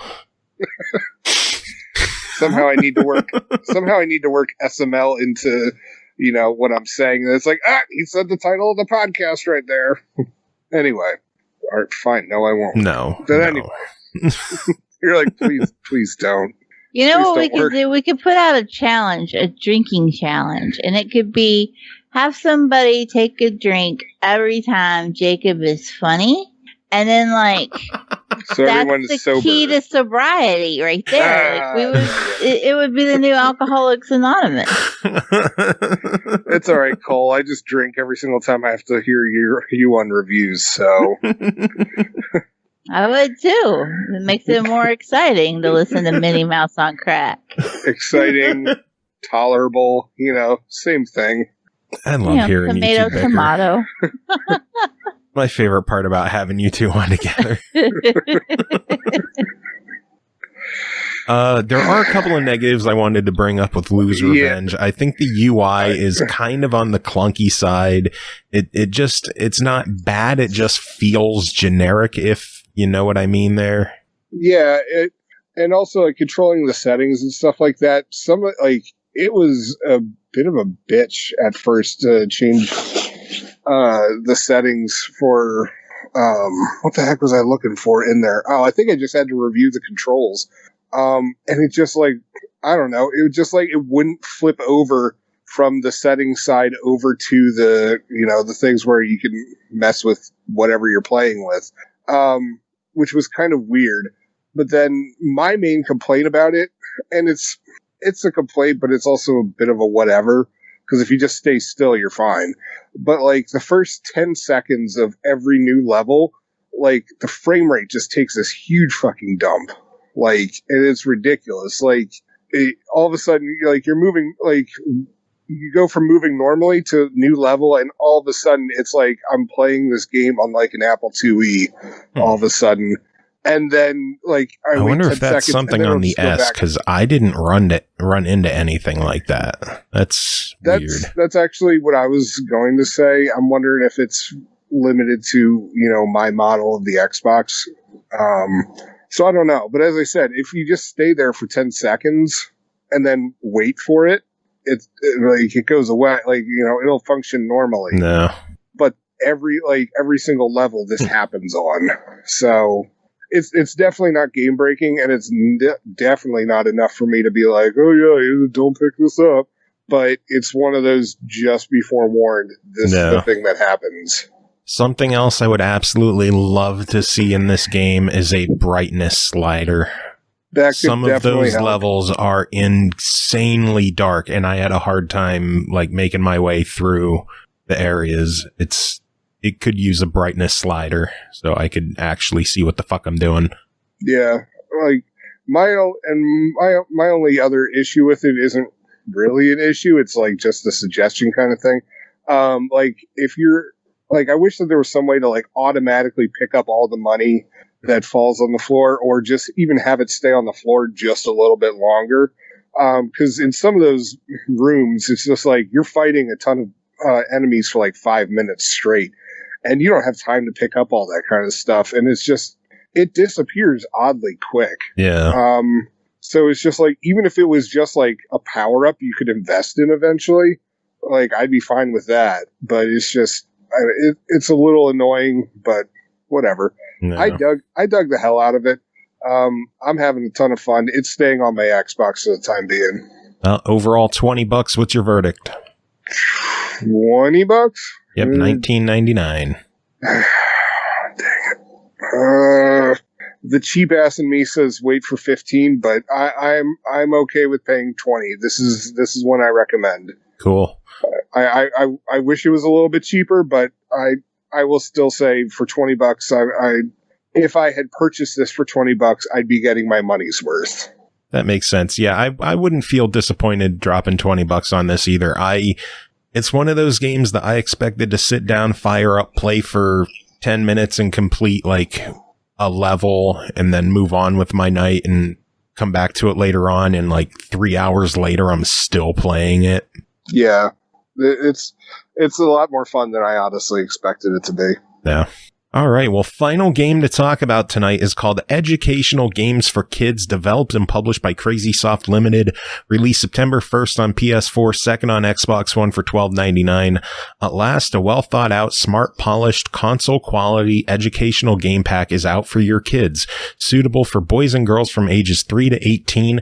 A pack of 21 different games with 51 variations that educate in various ways like reflexes, logic, math, memory, and knowledge. Let's try to keep this review like PG friendly. So, Cole. Aye, Captain. Just in case the devs want to share this with any people who listen, listen. Are you just going to give them a copy of the review by itself? No, I'll give them a timestamp. Yeah, and be like, play from here on. Don't listen to the rest of the show. I mean, we request that anyway, but yeah. Yeah. So anyway, who wants to start? I'll let Cole start on this one. What? I was told this was your review, and I'm backing up. All right, then Jacob, you start. Oh, dang. Okay. So pretty much, educational games for kids is what it. I mean, the game is pretty self-explanatory. There are a number of different little mini games. I don't exactly remember the exact count, but it covers a bunch of different stuff between numbers, letters, like geography. What? I'm just laughing because you're like, I can't remember how many games, and I literally said a pack of 21 different games with 51 variations that educate in various ways. Yeah, that's because while you were saying that, I was digging up notes on the game that I had written on my phone earlier this evening, earlier last night. You should have had that ready from the start. I know I should have, but I didn't. Maybe if I played educational games more often and earlier in my life, I would have known. All right, no. Anyway, so it covers. It covers a number of what? Just nothing. Go ahead. All right, so it covers a number of different areas from math, letters, geography, hand-eye coordination, colors, shapes, all sorts of different stuff. And of course, there's other activities too, like dress up and animals and matching,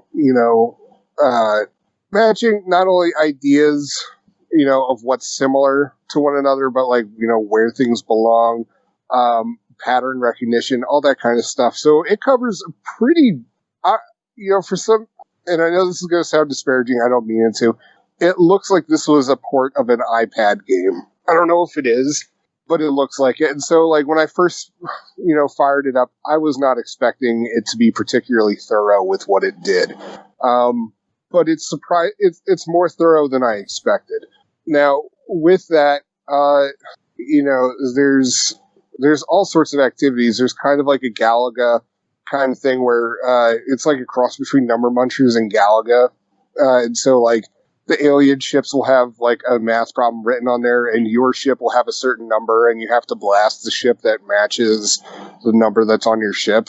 So, like, my ship has the number 6 on it. You have to blast the alien ship that has 3 plus 3. So, it's not exactly for us adults, it's not exactly going to be the most exciting thing, but you never know. It's true, Joe. For you, this might be your game of the year. Don't tempt me. I will say, is this an Amalur? I was surprised at how many options for games that there were here, and also the age range that it covered. When you sent it to me and you were like from like 3 to 18, I'm going, listen. I have kids in every stinking age group right now. Don't push me to try that out. I wasn't expecting. A lot of times games will be like, oh yeah, 3 to 18 is educational, and then it's like stacking games for preschoolers, and you're like, no, it's really like 3 to 7. If even, there's a lot of times where even games that you've given me before, and I've taken them with number 3 in mine because she is 7.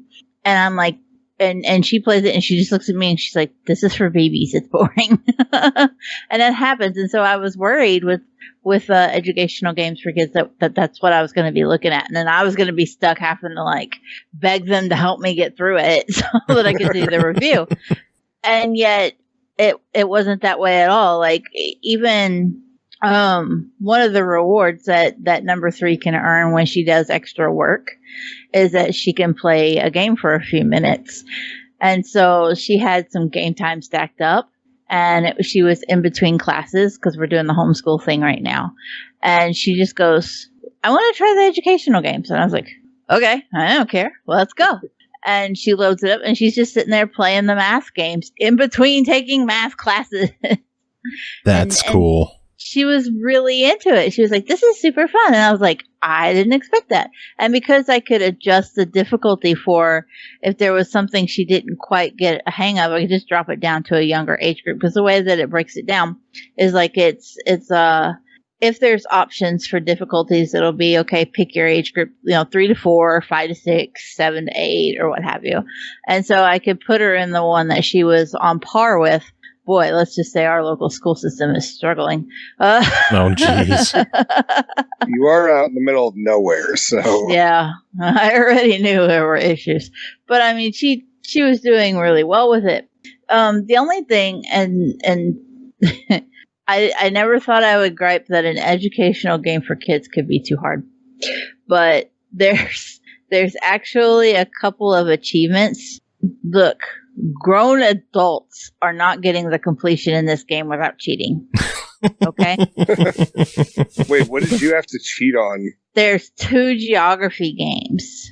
One where you have to get all the capitals in Europe without misclicking any. Oh yeah, there's no way I'm getting that. And one where you have to get all the states without misclicking and no hints. And you can't use hints on European capitals. I hated that because I was off by one state and I know where the heck Massachusetts is. Well, and for the most part, the map that's given is fine, but it's not a perfectly detailed map. It looks like one that someone's kind of hastily drawn, and it fits the theme of the game is, looking kind of child friendly and childish. But when you're trying to zoom in on Delaware and Rhode Island, you're misclicking whether you like it or not. And that's even after you've paused and checked a Google map. So, I mean, I was kind of surprised they put in achievements like that were so difficult that a kid couldn't do it without help, But yeah, that's just something if you care about achievements, which it was still fun though, because I just turned on the hints and me and number 3, our school doesn't actually even teach geography until 4th grade. There goes the PG rating. Oh, I'm sorry. Way to go, Cole. I did. I just let it fall out. See, I got all mine out of my breakfast cereal. Why couldn't you, Cole? Beep. They said worse than Spaceballs, and that's rated PG. So okay, I'm good. Hamilton gets to drop the F-bomb once, and that's PG-13. So I'm riding. I'm okay. Cole, I'm in here. Cole, you're not a Broadway musical. I can't be. I know all the words to Hamilton and Rent. I would. And Cole, Cats. if you were a Broadway, I'm a little. It's all right. I know all the words to Newsies. But yeah. Cole, if you were a Broadway musical, I would show up opening night just to throw tomatoes at you. I bet. Anyway, the game. Educational games for kids. Yes. There's one other thing too, and it boils down to an achievement. But the concept of a memory game is it shows you the cards, you flip them over, and then you remember where they were. Educational games for kids doesn't do that. It's here's a board where all the cards are turned over. Don't misclick. Oh well, I mean that's how I played memory games when I was a kid. What? How do you remember if you don't look at them and know where they are? Because if you get it wrong, then you put it back, but you remember where the card is. But there's an achievement for not misclicking any. Good scrub. Yeah. No, because you immediately your first ones are going to be misclicks every time. All right, noob. Whatever. Like, you immediately don't know where they're at if you haven't seen them somehow. No. So, like, from an achievement perspective, it's like, that's a crummy achievement. But the game itself was fun. And like I said, number 3 enjoyed it far more than I was expecting. Even the older girls were in here, you know, giggling over us getting the geography stuff wrong. See, I said stuff. I'm there. I'm good. Giggling over us getting that me. wrong. I'm hip. I'm cool. I am down with the sickness. I am low key lit fan. How are you doing, fellow kids? Hello, children. It is funny because I've seen achievement hunters playing this game that do not have kids. Yeah. Achievement hunters are a dedicated bunch. So $13 on this game. What do you two think? Hold on. Hold on. I actually didn't get to talk about my notes from the game. Oh my. So I had a couple so of long. Oh my. Anyway, so there's one of the games is like you have to, you know, either put the food in the baby's mouth or it's an object that the baby's supposed to hold. And one of the objects was a fish. And I'm just like, I